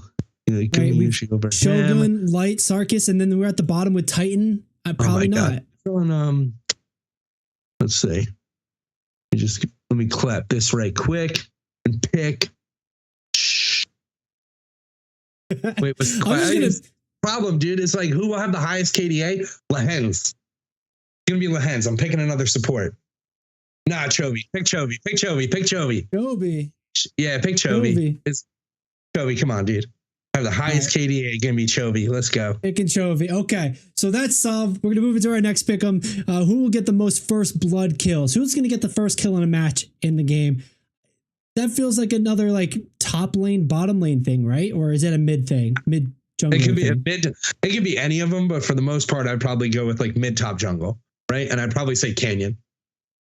Let's just go Canyon. Gen G getting high representation here in our pick'ems. All right, let's move into next one. Who gets at least one pentakill at World? Okay, this is going to be a big one because it's 100 points versus the normal 50 points. But how are we going to know? How are we going to be able to guess this? So I think we're just going to go with Canyon again. I would go with Chovy. Chovy. Yeah, Canyon's not going to be getting any pentakills. I don't think he'll get a pentakill. That's crazy. Right. But you think Chovy's going to be the one? I think Chovy's the mid laner, dude. I think he plays if he plays Orianna and just claps everybody with one ult. I think it's game over for a lot of people. So we'll see if it happens. Chovy's my pick. We're going to set that up. Now we're going to move into the team section here. Which team from a region with 2 seeds or less will advance the furthest through Worlds? That feels such a loaded question, basically saying which not Korean team is going to do well. Yeah, I just pick anything. Look at this. It's not even a non-Korean team. It's basically not one of the major regions, right? Yeah. Pain Gaming. Pain Gaming? Sure. I was gonna go with PSG Talon, but I'm actually kind of skeptical. Maybe Gam Esports, sure. Any one of these you could pick. Like, is the thing. Like, I like. Well, then fine. I'm gonna pick Viking Esports. I would not pick Viking Esports. Okay, then you not anyone. Okay, that's the difference. Yeah, I mean, I was trying to be nice. Don't be a dick. So okay. Continue. Gam Esports. Moving on to the next question. Which team will win the shortest game? Interesting. Who's going to play and win the shortest game? Is this going to be a Fnatic? Is this going to be a Gen G or a FlyQuest? I think it's going to probably lean into somebody destroying somebody in the first round. Right there, BLG. BLG? Yeah, Billy. Billy. All right, Billy Gaming. They were looking pretty strong in previous tournaments, so, which team will have the most Baron steals at Worlds? I am leaning more towards like not a FlyQuest, like a Gen G actually, because they've just been dominant and they're going to know how to play the meta of the game and like the sequence of it. But maybe that's a thing where it's like they're just going to take it and not give it up, whereas somebody else might be sneaking in and be a sneakier team. Like they might just become a strong arm. So here's where I get like super cheeky, right? I would pick G2. Thoughts on why it's cheeky? Because I think Caps is one of the only people who could probably just steal the Baron, and he's a mid laner, bro. Like I think like if they're like super spicy, if we're just talking about a team, I think G2 will just surprise you and have a Baron steal with Caps or something ridiculous. Right. Mr. Steal Your Baron. Okay, like it. Let's go into which team will win Worlds. A pretty straightforward pick. Who do you think is going to win it all? Nick, who do you got? Gen G, probably. You don't think, T1 is going to make another run at this? Or FlyQuest is going to push through? Or Fnatic is going to, like, have that crazy Worlds luck they have? I mean, like, no to Fnatic. And, like, I just don't think the story works out in T1's favor. Like, I don't, like, I could say all the many reasons why it would be just such a perfect scenario if T1 won Worlds. They're like Faker is highly represented in the Heaviest to Wear the Crown music video. He just went into the Hall of Fame, this, that, and the third. It's a big T1 thing. No, it's not going to happen. He doesn't get like, it's not going to be perfect for him. So like, that's why Gen G. I just don't think like T1's going to get it because it would just be too kismet. Like it's just too perfect if they win. So.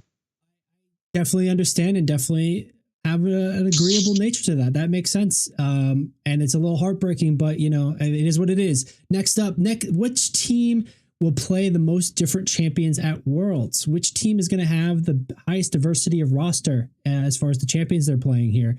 Do you think it's going to be a top team, or they're going to end up reading the meta, or you think it's going to be a bottom team that's just trying to like survive and just like niche pick out their way out of it? I think like is Gen G or a T1. I think it'd be like for the most part, it's like here's like these questions suck. They suck so hard. They're just out there questions. Basically, like no, they're not even out there questions. Like they actively know that these are stupid questions for anybody who watches esports. Yeah, man.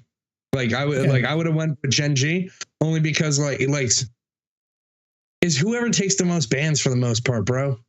Like, and for the most part, like Canyon takes bans, bro. He eats bans, and then he ends up playing with something. Like, so, yeah. That's where I fall on it. Is like whoever's going to eat the most bans is going to play the most different champions, and usually, I think the junglers are going to be the ones that get hit with bans. Mid laners might get hit with bans. I was going to give T1 some love on that one, but I the ban thing makes a lot of sense. And when they come for the king, you got to not miss. So that part makes sense with this. They're going to be going for Gen G. They're going to be going for Canyon as a top player, as a top team. They're going to be really pushing him out of his comfort zone, trying to disrupt his play, because otherwise he's going to control the game. All right. Yeah, so that's all. I think that's pretty solid for all that. Let's move into the overall picks here of the leaderboards, brackets, etc., the play-ins. So let's take a look here. Choose 4 teams to advance to the Swiss stage out of bracket A and bracket B. So 4 teams total. Who's going to move on? I will just immediately put 100 Thieves in there, even though I don't necessarily feel like they're going to do too well. I do feel like they're going to be able to push out of this stage of the game. What other ones do you think on this here? Not Viking Esports. I would probably do Gam and I think PSG. I think PSG has shown some force recently, so I want to lean that way as well. Which one did you say? I would do Mad Lions. So that's MDK, and I would probably do like one of the bottom two, PSG or PNG. Yeah, would it matter which league that they're from, like their play style and thought process? You know, one from CB LOL or one from PCS. Hey, you know what? Choose the CB LOL one, because they're probably going to be the team that ends up being like, they're North America, right? Like they're going to be North America after this. I think I'm pretty sure. Like CB, like my brain isn't working now. Yeah, it's Brazil. That's what I thought. Yeah. So. All right, so we're putting some stock into the Brazilian team, PNG. See how they do, what comes out for us. So we made the 4 picks for that part of the play-ins. Now we're moving to the next stage. Out of those 4 that we picked, which 4 teams to advance to Swiss stage? I think that's it, and like that's it for now, right? Caught you in the yawn, man. This is boring you. You're getting sleepy before these play-ins. I would like are we? Yeah, 4 teams to advance, and on the play-ins drop down, it doesn't have anything else. Swiss quarterfinals. Okay, let's move into Swiss. They're still locked. Check back soon. Right. Yep. So that's it. That's it for now. Definitely a lot of fun.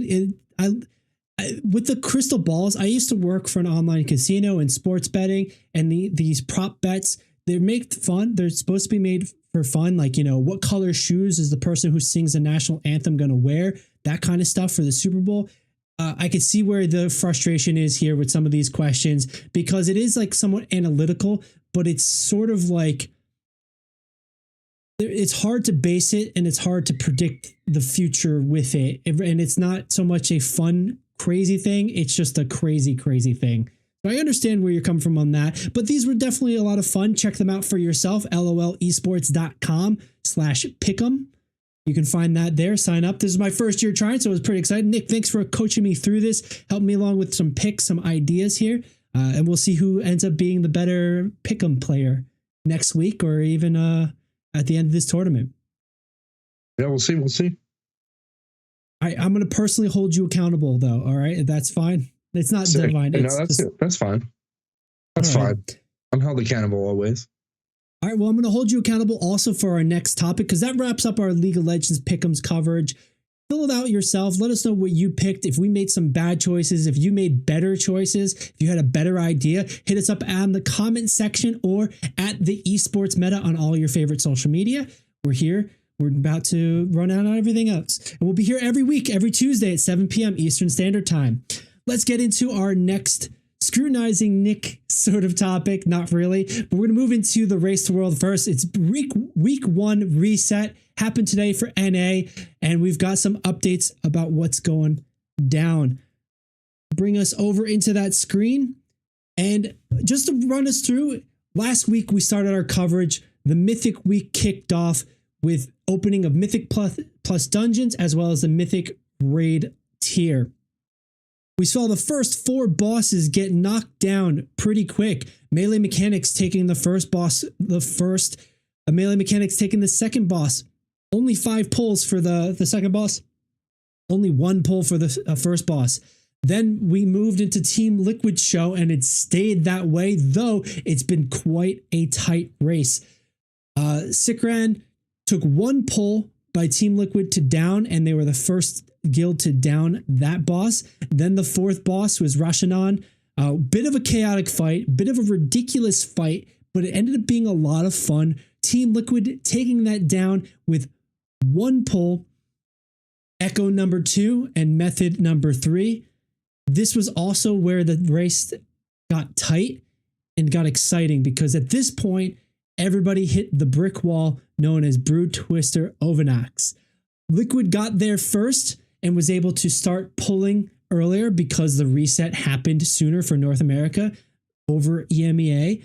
But Echo and Method were able to catch up and start pulling, but they weren't quite able to beat. Brood Twister was the choice pull. Nick, remember we were talking about this? This is the part of the raid that splits into an option. Rather than being a one-lane street, you could go choose your own adventure, left or right, and left was Brood Twister Ovi, and right was Nexus Princess.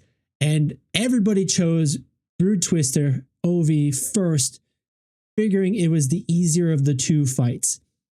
Generally speaking, this was a much tougher fight than expected, and took 117 pulls for somebody to down it. Nick, as far as we've gone so far, Team Liquid taken 3 of the first 5 bosses of the Race the World first.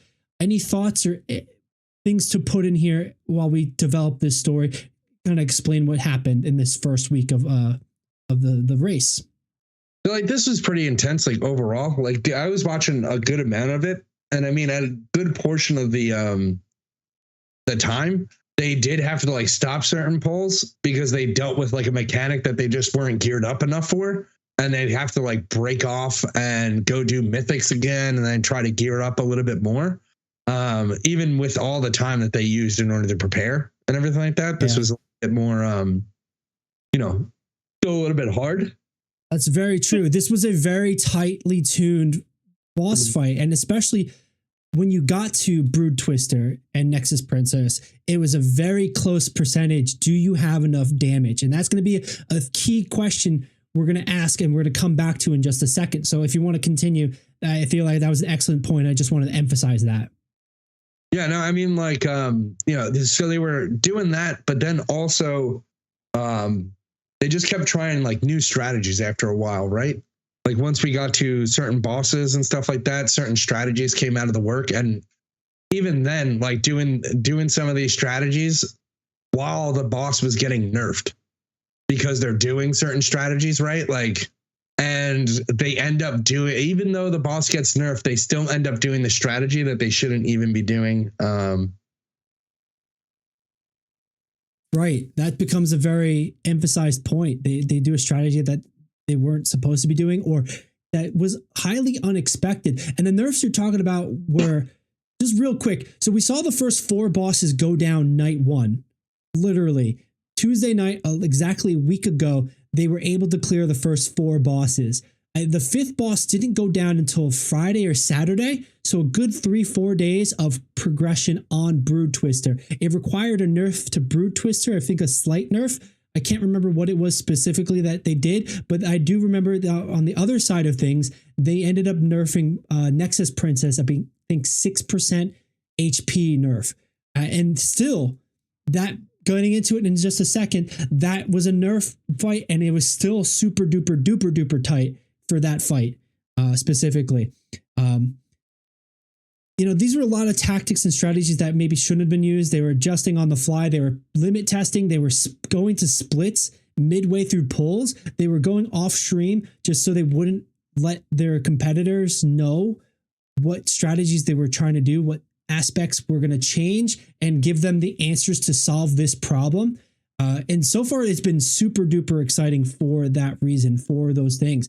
But I want to bring us next to the biggest part of this, the part of the raid, the boss that's going to be, I don't want to say the most memorable, but has definitely shown to be an absolutely crazy boss, and not being the last boss here. And that was the 6th boss, Nexus Princess Kaiveza. We can see here that Team Liquid took out first, finished with 288 pulls. Team Echo shortly after also defeated her in second with 256 pulls, and a bit after that, Method found their 3rd place stride and with 238 pulls. The race looks tight by this precedent, but Kaiveza here was such a difficult boss between the mechanics happening, and people were very much unsure if this was going to be completed before the reset today. And I think late on Saturday night, or was it Sunday night? Might have been Sunday night. Liquid was able to make the magic happen. And the crazy part about this, Nick, I know we were talking about this. this is where the unexpected strategies were really happening. So in Broodmaster Ovi, we saw a 3-tank strategy from Liquid, and we saw a 2-tank strategy from Echo. Different strategies, different solutions to the problem that kind of defined how to beat that. Then on Nexus Princess, we saw something the opposite degree. They needed the damage, so they dropped a tank and they brought in 1 tank, solo tank. It was Bear Druid, Guardian Druid to make it happen. And they ended up doing a battle res strategy where they would battle res him, alternating between him and then a DPS who would take the tank buster damage and like just kind of wipe it. And there are mechanics in this fight specifically that will execute a player if they reach 10%. There are mechanics at this fight where you cannot be battle resed. So this was insane strategy to see, and made this boss even more prolific, and will definitely be infamous going down as a Race of the World first history. And like that specific reason alone, Nick, any thoughts, like, and just addition to notes to add to this point here? Are you muted, Nick, or my headset die? No, I'm muted. It was pretty crazy when they switched down to like 1 tank. It's pretty crazy. It feels like these bosses really don't get tested before they get sent out. They just get like tuned up, like, hey, this guy hits, and like the execute mechanic is probably gonna go away after like all the 1,000 guilds like grab the achievement. That was a pretty painstaking part of this whole entire process for this boss, was that being at 10%, and then it had the AoE hit that basically if you didn't use one of your major cooldowns would put you at like 10%. The softened rage, where basically the phase becomes, we're not just going to slam the half of the room, we're going to slam the whole room. So you can't avoid getting hit. You got to take it. And by that point, you've used all your defensives trying to get there. Yeah, definitely. But it was cool though, going down in the 1 tank. Then we saw them actually like grab it. It was a little bit of like, that pull was surprising that they didn't feel like it was actually going to be a pull where they actually did it, but they did. They did end up having on that pull, Liquid had a player that went down. So they did have a battle res unexpectedly, and they were still able to make it through on that. And just to your point, I think they give these top guilds an hour. And I think it's anybody on the PTR. They give an hour play testing on the PTR. And like, that's all they have to expect and change and adapt. And then they go from there. And then it becomes just like, we don't know because we haven't seen it on Mythic. And honestly, I kind of like that. I kind of like that because it's not a solved problem, because you know these guilds are just going to sweat it before it comes out. It's almost like when we talk about the lore of World of Warcraft, that it's already ruined for players before they even get there. So this aspect of it makes it less ruined, and Blizzard's become an active participant in, like, they actually want the race to be a fun experience, a good experience, a challenging experience, but finding that sweet spot of too challenging or too easy. So like, to your point, I think there's been we've had a really good streak of things with Blizzard, with these guilds moving into these new tiers of raids and that this whole event overall. But from there, sorry, go ahead. Sorry. No, I was just going to say, I'd like to have that experience, not like on Mythic difficulty or anything, but like, if we're not going to test anything and just release it to the public, can we do it on the easiest goddamn difficulties that there are? Like, I believe it does, man. They put them on, like, I know all the information before these raids come out. I know their abilities. I know what they're going to do. Why do I know that? And it's not the hardest difficulty in the game. Like, that's my point. Like, why can't I have a nice little, hey, I'm showing up for, Tuesday, the raid's just opened, let's go do it. You didn't go read that. You didn't do your homework. Sorry, dog. And it's the easiest raid difficulty. So like, so it's weird. Just release all of it. Like, I don't like how they get their own special experience. I think that's an argument. I think it's a bit of a moot point. I do feel like it encapsulates the spirit of this event anyway, but more specifically, the spirit of this event, going into some details, I want to bring us into a different screen because this is more of a talking point. So we get to Saturday, Sunday night, and we're basically seeing these guilds try different strategies, one-upping each other by percentage, best pulls here and there, what's going to work, who's going to sleep, what's happening overall. And there's a couple things to talk about, because one strategy that was super exciting that you might also find exciting was something we found out later. I'm Fired Up is a mage from Team Liquid. At one point in the stream, he disappears and Max actually says, we're not going to show his POV for a little bit. And generally speaking, what it turned out is that I'm Fired Up switched his hero talents. I think he went from the Phoenix one into Spellslinger. And the reason being was that even though it's a performance dip, it's generally less DPS statistically or sim-wise. There's a mechanic where you start doing a stacking buff.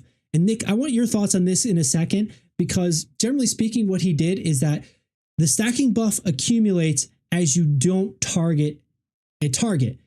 But once you target it releases all the stacks and then basically sends a big boom to the target. What I'm Fired Up did replaced all his abilities with a focus macro of those abilities, set the boss to focus, so that stack built up from, instead of just being 8, built up to 250, and then once it hit the cap 250, he would target the boss and add an extra bit of damage. The math magicians figured out that it was only about a 4% damage increase, but that's kind of might be necessary for something like this.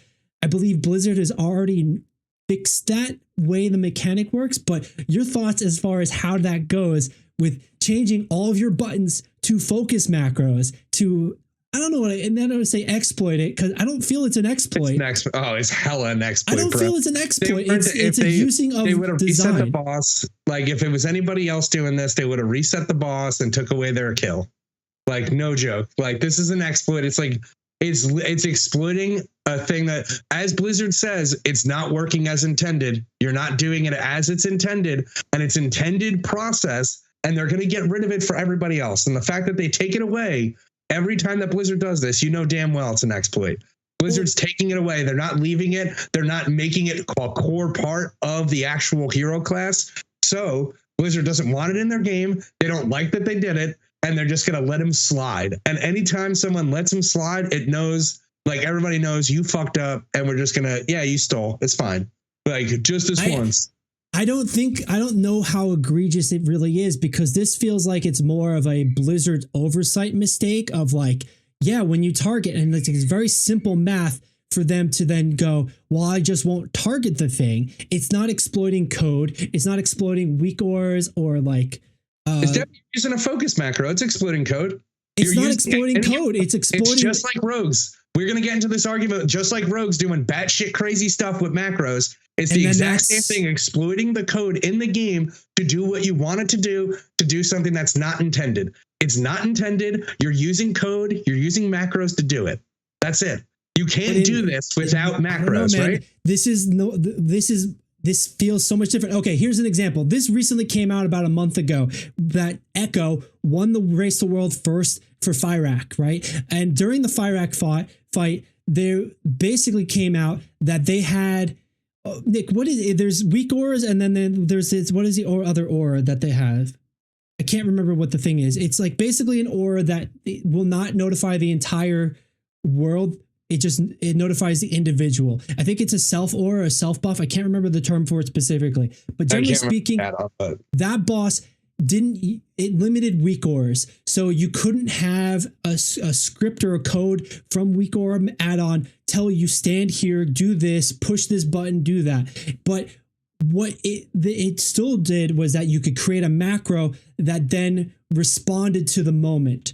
And generally speaking, that was the assumed process of how Fyrak was beat. It came out about a month ago that Echo used sneak.lua, a code file where they basically created, using that non-weak aura situation, they were able to make a weak aura on a exploit through, I think, the combat log or through something else like a target table specifically. So they were able to like basically exploit the code to do the fight easier. They ended up winning and beating Team Liquid in a punch for punch battle for Fyrak, and it just felt way worse and outside the character of the spirit of the race to world first. But of course, you know, any winner is going to try to win. Any champion is going to try to chase that. We're not, I'm sorry. A lot of people, as a reference, mad at Michael Jordan for like yelling at his teammates to play better.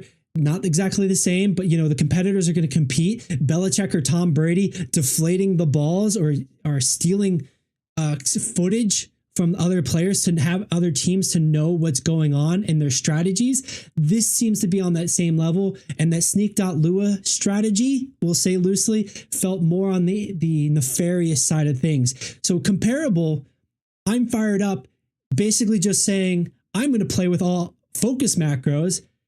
Doesn't feel like you're fucking with the code. Doesn't feel like you're exploiting like a deeper side of it and like the outside spirit and the underbelly of stuff. You're messing with the player interface aspect of it. And like, granted, you reference rogues and those macros, and yes, but I don't think they've gotten rid of those macros for rogues either, because, you know, so like a little bit of a rant over on that, but like that's where I think it's less egregious in this case. So first thing that I'll say, man, it doesn't matter how complicated your exploit is, it's an exploit. If it's easy to exploit, if it's hard to exploit, it doesn't matter. That's the whole point that's Blizzard's whole fucking thing. They've never been, oh, you're exploiting the game? Well, thank God you're doing it, because that's awesome. We love that. They never want exploits in their game. Right. But in that same way, that's where you complain about, and I'm sorry to pick on you with this one, that you complain that Blizzard controls their game too much. They don't let players be players and like figure stuff out. So that's my opinion on their mentality. Their mentality shit. But if their mentality is no exploits, stay true to your mentality. That's what my point is right now. It doesn't matter if last week I was like, let the exploits fly. Not all exploits are flying, and they're removing the exploit. They're not keeping it in the game so everybody else can have fun and do it. They're removing it. Okay. After someone achieved something with it, it's ridiculous. I don't think because it's easy, and it was easy for every player. I'm not sure the timing of it. They might have removed it before they beat that boss specifically. And it was kept secret by Team Liquid they took I'm fired up off of the streams, etc. So you didn't see what was happening, that you couldn't suss out. But then once they came back on stream, it was quickly sussed out that was happening, etc. So like, again, it feels way different than a sneak.lua where Blizzard's telling you, we can't mess with the codes. You're not allowed to use weak auras. We're going to use these other auras. And then them still exploiting, basically converting it to use a weak aura versus everyone else having to play the game by hitting a button. So again, it's just how complicated the exploit is. That's that's the semantics of the argument. But it's also the nature. It's also the nature, because you're messing with more background code versus foreground just play style. They're not hacking. They're using macros in an unintended way because Blizzard nerfed your ability to use macros and weak auras. They didn't use a macro. They created a weak aura in a place that basically, and literally some of the code of this Lua said, I put it up 5 milliseconds after I press the button plus a random amount of milliseconds. So it looks like, that part too is like not very exploitative, but like that sneaky aspect of it. They knew what they were doing and they were hiding it. And then they deleted the VOD and they deleted the code. So like, it's not them pushing everyone else for that push to macro. They didn't, and they didn't have to because of this Lua is what I'm saying. And versus compared to focus macroing everything, they're not the same. They are not the same. So they're both exploits, right? That's how they're the same. Okay. They're both apples. They're just different flavors of apples. How long it takes one to grow, how long it doesn't, right? But what I will say right now, right, is every single one of these raid leaders have a direct line to Blizzard. That's it. They have a direct line to devs to report bugs, to report glitches, to report exploits. They didn't. like in both cases, they didn't, and they went to go exploit it. So like, again, it's nefarious behavior that isn't so bad because they didn't do it in this way, but it's nefarious behavior because they have the direct communication with Blizzard. But at that point, when you're talking about communication for that, a competitor is not going to give up their competitive advantage if they feel like it's a strong competitive advantage. But then how far are you pushing? Are you Bill Belichick literally sneaking a person with a camera to film somebody else's closed practice? Or are you Tom Brady just deflating the ball right before the game in front of the refs? That, you know, and that's kind of the thing I think we're talking about here. You know, using a focus macro is doing the thing in front of people with a system that's designed. Because, like, yes, we can call it an exploit, but then also saying that I make enough gold to pay for game time is an exploit because I'm using the mechanics to circumvent giving my credit card, basically. That's an exploit. And that becomes this loose definition of what exploitation is. That exact thing is supported by Blizzard by selling, you know, focus macros are also supported by Blizzard, my dude. Yeah, and like that's focus target, right? So focus like, target is also supported. To manipulate, not to go out of your way to make sure that you're able to get an unintended effect from a talent that you have. You notice that this is not the way that it is. They actively did this. That's why they went off stream. That's where it's arguable. Arguing the silliest shit, man. They actively go off stream. It's literally doing drugs or eating food when you're not supposed to in the next room, man. I don't know, man. Like, I think you're giving how severe it is. I think you're giving double-sided. You're giving a double-sided sort of opinion, or like they could do this for that, but then it's not. You're in grouping. Blizzard's intention is no exploits. That's it. They don't have the intention of the hero. Sometimes it's okay. Nick, the intention of the hero talent was that the target, it will explode on the target. That is Blizzard's oversight, that if I just don't have to target the thing, but generally speaking, you're going to target the stuff. And then I deal with this in Magic the Gathering. It's the spirit of the rule, bro. The spirit of the rule is that what they wanted you to do was use untargeted AoE effects, right? Like Blizzard and stuff like that, and Arcane Explosion to get some stacks, right?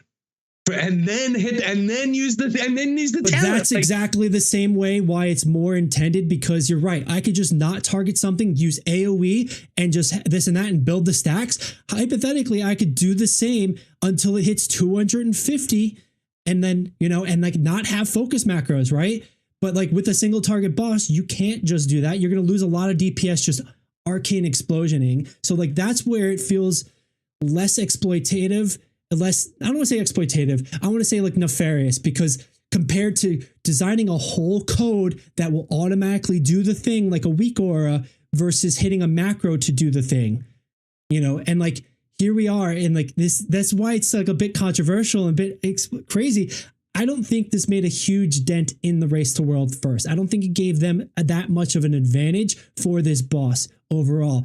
But in the spirit of what this specifically is, comparable to the spirit of past things, this doesn't feel off egregious. Yes, it was probably outside the intended purpose, but in that same way, it was less theft, less stealing, less, you know, but competitors were being competing. Exactly. So, you know. My actual philosophy on video games is let the exploits fly. But again, I don't want Blizzard to be a piece of shit. I don't like hypocrites. And this is the difference of stealing a piece of gum versus stealing a car.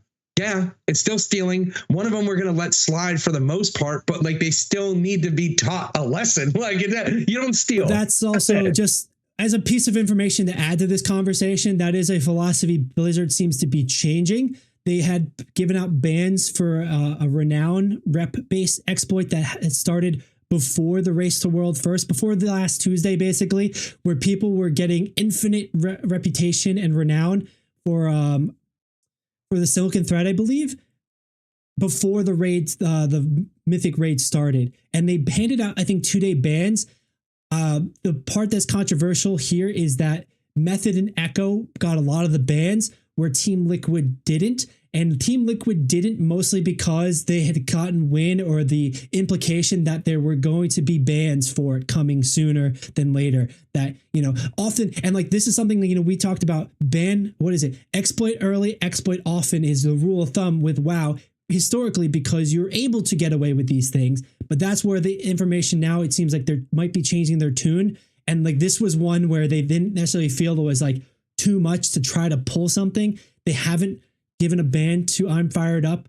I believe they did close that loophole, but generally speaking, you know, they are, I think, adhering more to what you think, and where it's like, get them out of here, get it out. If one person is doing it, everybody should be able to, so nobody should be able to kind of mentality. So just adding that point in there as well.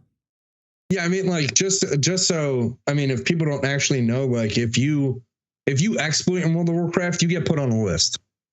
There, like 100%. There's an actual you're on list. a red flag list. Yeah, you have there's a, you know, let's say you have a meter that's 100%, right? You start off at 0, you exploit, you go up to 1%. There is a section that as soon as you hit that section, lifetime ban. Okay, like yeah. So if you exploit, they know. And it just matters like how egregious it is in general. Again, this just goes to my point that little or big, Blizzard will watch you if you do exploits. It does not matter how big or how small the exploit is. They know and they don't like it. So the general thing though too with that is that the general population, you have to catch their attention, and like certain thresholds will that, but a lot of times it will go undetected at first because it's just sort of part of the mass. Like you have to find the data inside all the data, needle in the haystack basically. But like with these Race the World First guys, there's been a microscope on them this entire time, and usually is leading up to it, etc. Sorry, excuse me. So like they're in the middle of the race, they're doing this thing, and like they're going to be doing everything they can. But in that same way, I know they've also reported how like certain items aren't giving the correct numbers for like a buff, or, you know, and I'm sure generally speaking, they're going to be quicker to report that when it comes to like, oh, it's only giving us only 100 when it's supposed to give us 1,000 on a buff or something. So you are going to get watched, but you know, some things are more obvious than others. Like if you're running bots, they're going to see that pretty quickly and they'll be able to ban that pretty quickly. It's just, are they choosing to or not? Are they making that move? Are they building the case or not? But anyway, I think that's pretty heated. Let us know what your thoughts on this. If it's an exploit, if it's egregious, if it's warranted, if it's unwarranted. Do you think this gave Team Liquid an edge up? Let us know in the comments. Let us know at our social media. It's a lot happening and it's a lot of conversation in there in the community right now. I want to move us into just more specifics. First and foremost is specific of eye level. Another interesting part about this race, there is I gotta find this. There's a guild who's been top 5 for a bit, a Chinese guild, because their eye level for the first week has been pretty high. And the strategy behind that, and Nick, you might call this an exploit, but their strategy behind that has been they went to, instead of going to do the raid, they basically had each individual raider, 20 raiders, go into a raid by themselves with 19 other people. They did splits, but instead of defeating a boss, they cleared trash for a while to get BOEs that are BOP right now. Essentially, they BOE farmed and ended up with a 621 eye level when every other guild had a 619 eye level approximately for this tier. Nick, you might call that an exploit as well, because they're taking the game system and not using it as intended to get a leg up. The guild hasn't really made any waves. If anything, they're top 5, maybe top 10 through the first 6 bosses in the first week. And it might have mattered if they got to Kaiveza, because that extra 2 eye levels, 3 eye levels could have roughly meant 2 or 3% boss health, which could have meant they downed it first. But in that way too, it's an interesting strategy that we saw from a guild that we didn't see from any other guild. And Nick, just quickly, your thoughts on that? If it wasn't Race to World first week, would it matter? No. It's just a way that even people who aren't ready for these raids are gonna that's the way a lot of pugs gear up. Like that's how a lot of pugs even get like gold and farm gold, and it's been happening since BC, Wrath of the Lich I- King. Definitely Wrath of the Lich King was a huge one, right? I think a lot of IC pugs. 25. I think a lot of pugs are doing that, even if they're not. What is it? Mythic progression. Doing mythic progression. I think they're still pugging to try to just level up their character gear eye level if they're going to do for their regulars or their heroics. Yeah, I mean, it's just boring, repetitive gameplay that isn't like they're not doing anything crazy. Like, and Blizzard has already like nerfed this with like if you can reset it or not and stuff like that. But again, it's a raid, so you know it's going to be reset once a week, and you just need to wait for the respawns to happen. Like as long as it's whatever. It's not like it's not even like they're just entering and then leaving and then coming back. Those are mob spawns. But in that way too, to use the definition we kind of used earlier, and not to just like try to like rattle the cage again. It's using a mechanic of the game, a function of the game in unintended manner for their benefit. So like it does kind of qualify in that exploit kind of mindset, even if you're not race the world first. You'd have like what mechanic though? Like what like the reset mechanic?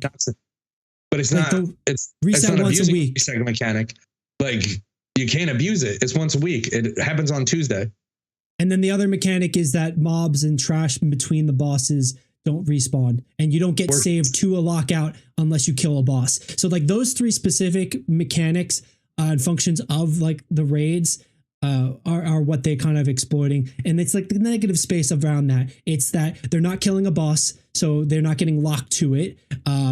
It is dropping BOP items, so like the one person who needs it, who's in the Race the World First guild, is getting that item, getting the 3 items that they could potentially get from that, and then the mobs, the trash are respawning, so they have an infinite amount of opportunities for that item to drop if they have an infinite amount of time to wait, basically.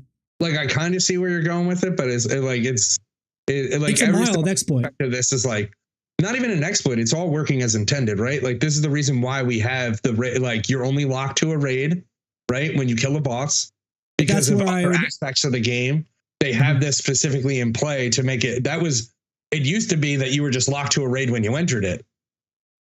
But that's where the intended.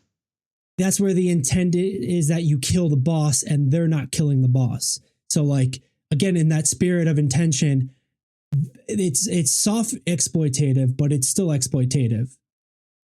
I would be there with you if it wasn't like part of like the actual game plan of Blizzard for the last like 20 years. And that's what I would say with focus macros, man. You could just target focus. The thing with the focus macro is I have no problem with it if Blizzard wasn't such a cuck. Like that's it. It's just Blizzard. It's a person literally who's been naysaying glitches and exploits for 20 something years. And all of a sudden they're like, no, that's cool. Like I'd punch you in the face, not you, but like I'd punch that person in the face in life if I dealt with them for 20 years being a hard ass on something. And then one day they just flip the script on me. I would do all sorts of bad things to them. That way, Dragonflight in the world. In that way, the Dragonflight in the War Within has been a adamant shift in policy and process and philosophy of this game and this game design overall. So like, you're allowed to change your mind, but yes, it's going to happen, and it's going to happen some point time. We'll see what continues with Blizzard, and to your point, if it eventually changes your mind or not. But let's get into the last part about this, literally updating where we're at in the Race to World First right now. And specifically, we're going to be looking at the last boss style, standings, where we're at. We've cleared Princess, not we, but the guilds have cleared Princess, Nexus Princess. They've cleared the Silken Court, which was another raid that was mechanically crazy and thought to not be able to be down this reset. Guess what? It's been down before Tuesday, before the reset. And now we're seeing the start of polls for Queen Anserac, the final boss here. Both Echo and Liquid have gone offline earlier today. They might be live again. It's showing here right now they're live, but I don't think they've updated the poll count. Maybe it's just the analysts and the talking heads talking about it currently. But we've got 4 polls for Team Liquid at best of 83. And then I think this happened late last night, and they went off stream afterwards to gather information for themselves. And then Echo at 10 pulls, getting it down to 77%. I'm sure these polls were more just for information for themselves to try to figure out, and they didn't want to give away the competitive edge. And now Team Liquid does have an edge because they're through the reset. They don't need to wait. Team Echo, I believe, it has to wait until reset before they get back in it and doing their splits. Nick, how does this look for you? Team Echo and Team Liquid in neck and neck. They're kind of leaps and bounds ahead of everyone else. The next closest is Method on the Silken Court, the boss previous. A Chinese guild after that, another Chinese guild. 2 bosses back, still on Nexus Princess.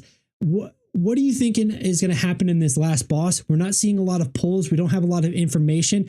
At best, we're getting like this imprint of what's potentially possible. But we have these 2 guilds at the same point, but Echo at a disadvantage for their EU reset happening, whereas Liquid's already happened. I mean, I think like Liquid's at the disadvantage because they just stopped sooner and just went towards Mythic again. Like right now, they're just running Mythics just to try to like gear up item level and stuff like that.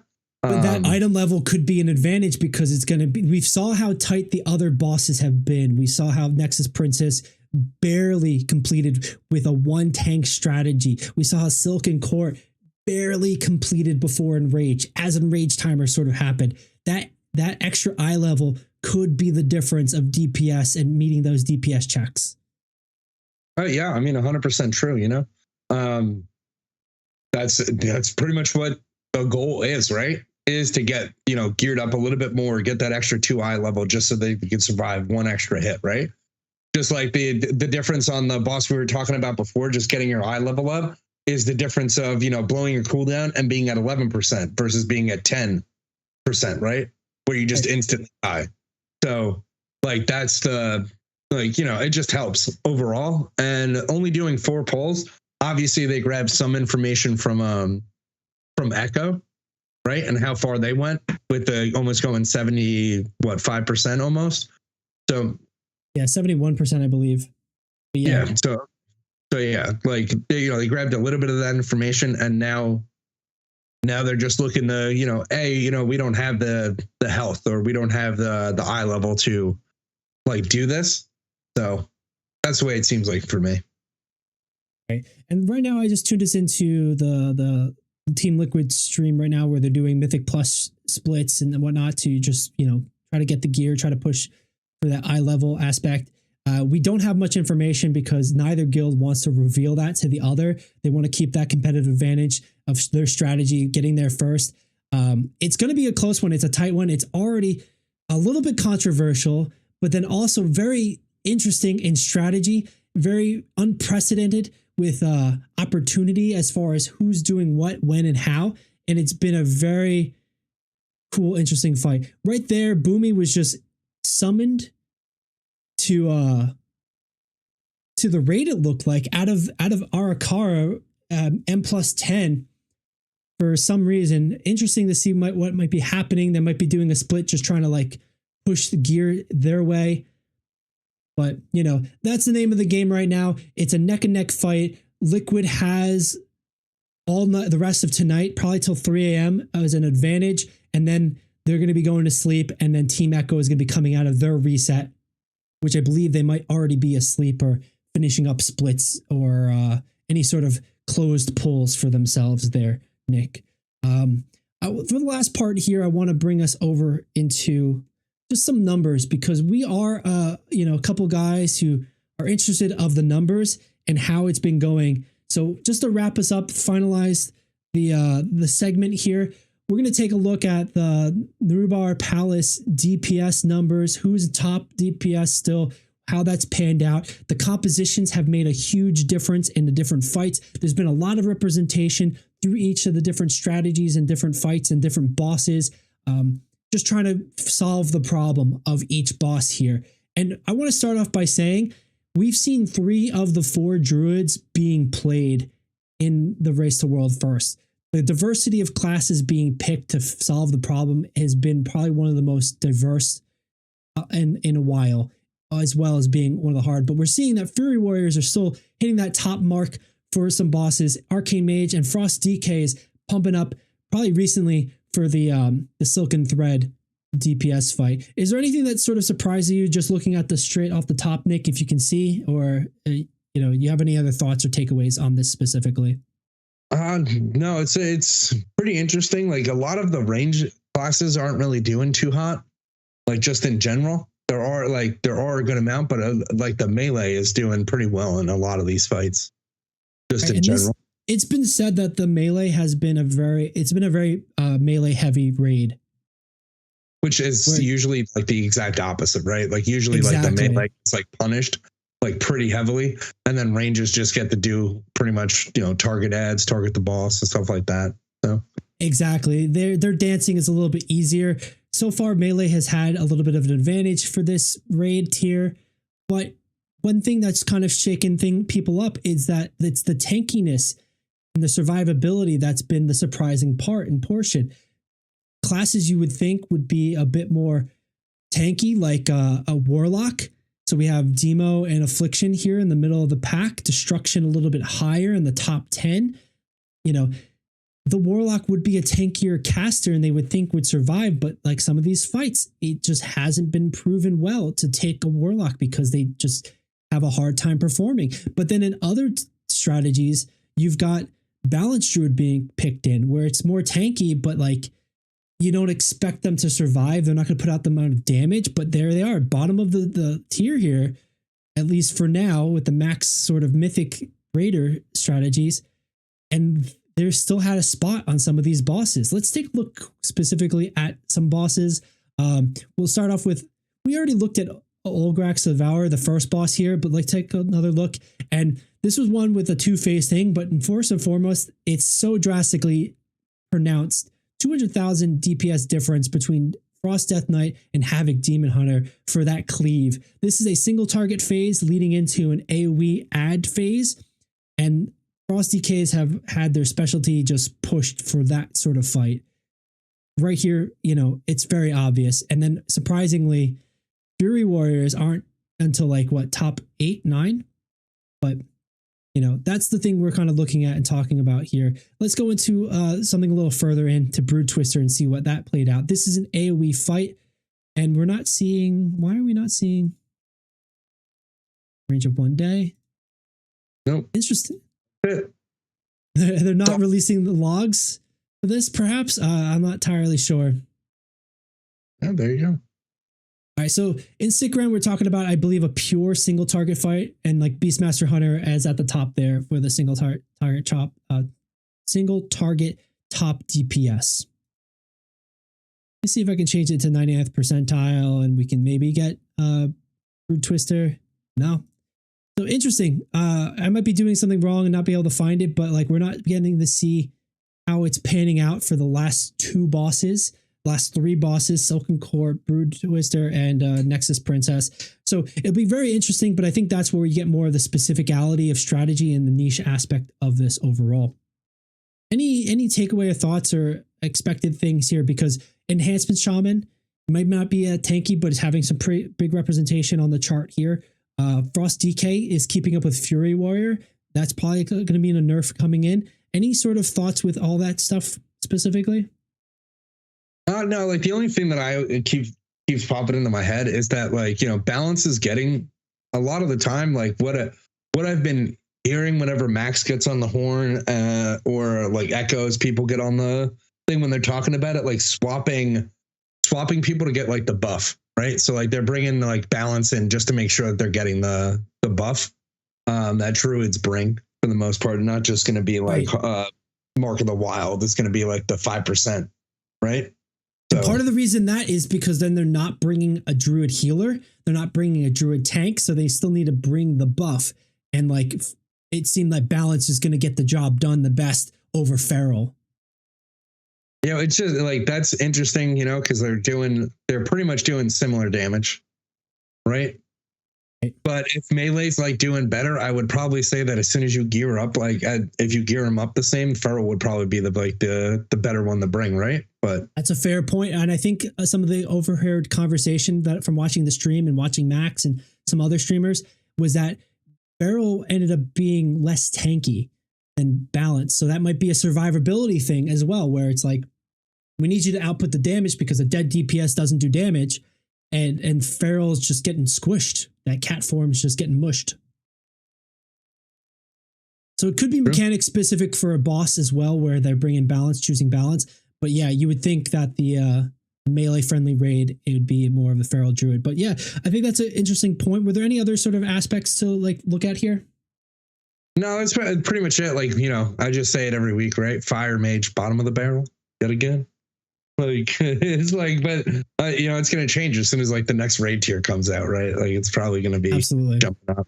So. And we are going to see some class tuning and balances, like some pretty big reworks happening to talent trees, I believe in the 0.5 patch of this initial expansion. They've already announced it. It's already sort of getting laid out on the PTR. So it'll be interesting to expect. So we'll have those big changes that are definitely going to impact the next tier. And then we'll have the little changes, like you're saying, better eye level, better secondary stats for that fire mage to really perform. True.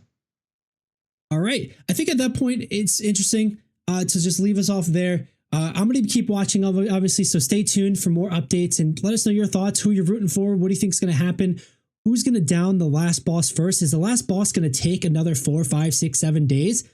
It might. Nobody knows what's happening in that boss except for the 2 guilds that are there currently. You can watch all of them on Twitch and YouTube. On their Instagrams and whatnot has all their information. We'll be watching along. You can also stay tuned to us here at the Esports Meta on YouTube, on Twitch, as well as Instagram, TikTok, etc. We'll keep you updated, keep you posted with these videos, and let you know our thoughts and analysis on these aspects of competitive video games and stuff. It's been a pleasure having you and watching, so thank you for sticking around. Hit like, subscribe if you like what we're doing here. This way we can get this stuff to more people and, you know, all the good stuff, right? Nick, thank you for sticking around and talking. We had a little bit of a challenge, a little bit of a hurdle, had a little bit of a combative fight like Palworld versus Nintendo when we're talking about it. I appreciate your insight, and I always love when we talk about these things because I know at the heart of it, we're both gamers, just trying to game, having fun, doing our thing here. It's true. It's true. It's lovely to be here again on Arguing Exploits. All right. Yeah, we should just be Exploit the podcast. But either way, thanks for joining me, Nick. Thanks for joining us here on the Esports Meta. You can check us out next week on Tuesday, 7 p.m. Eastern Standard Time, or check out our socials for anything in between. We'll let you know when we're going live, just playing games and hanging out, or just on our little conversation bits and pieces. Either way, this has been the Esports Meta. Thanks for joining us, and we'll see you next time.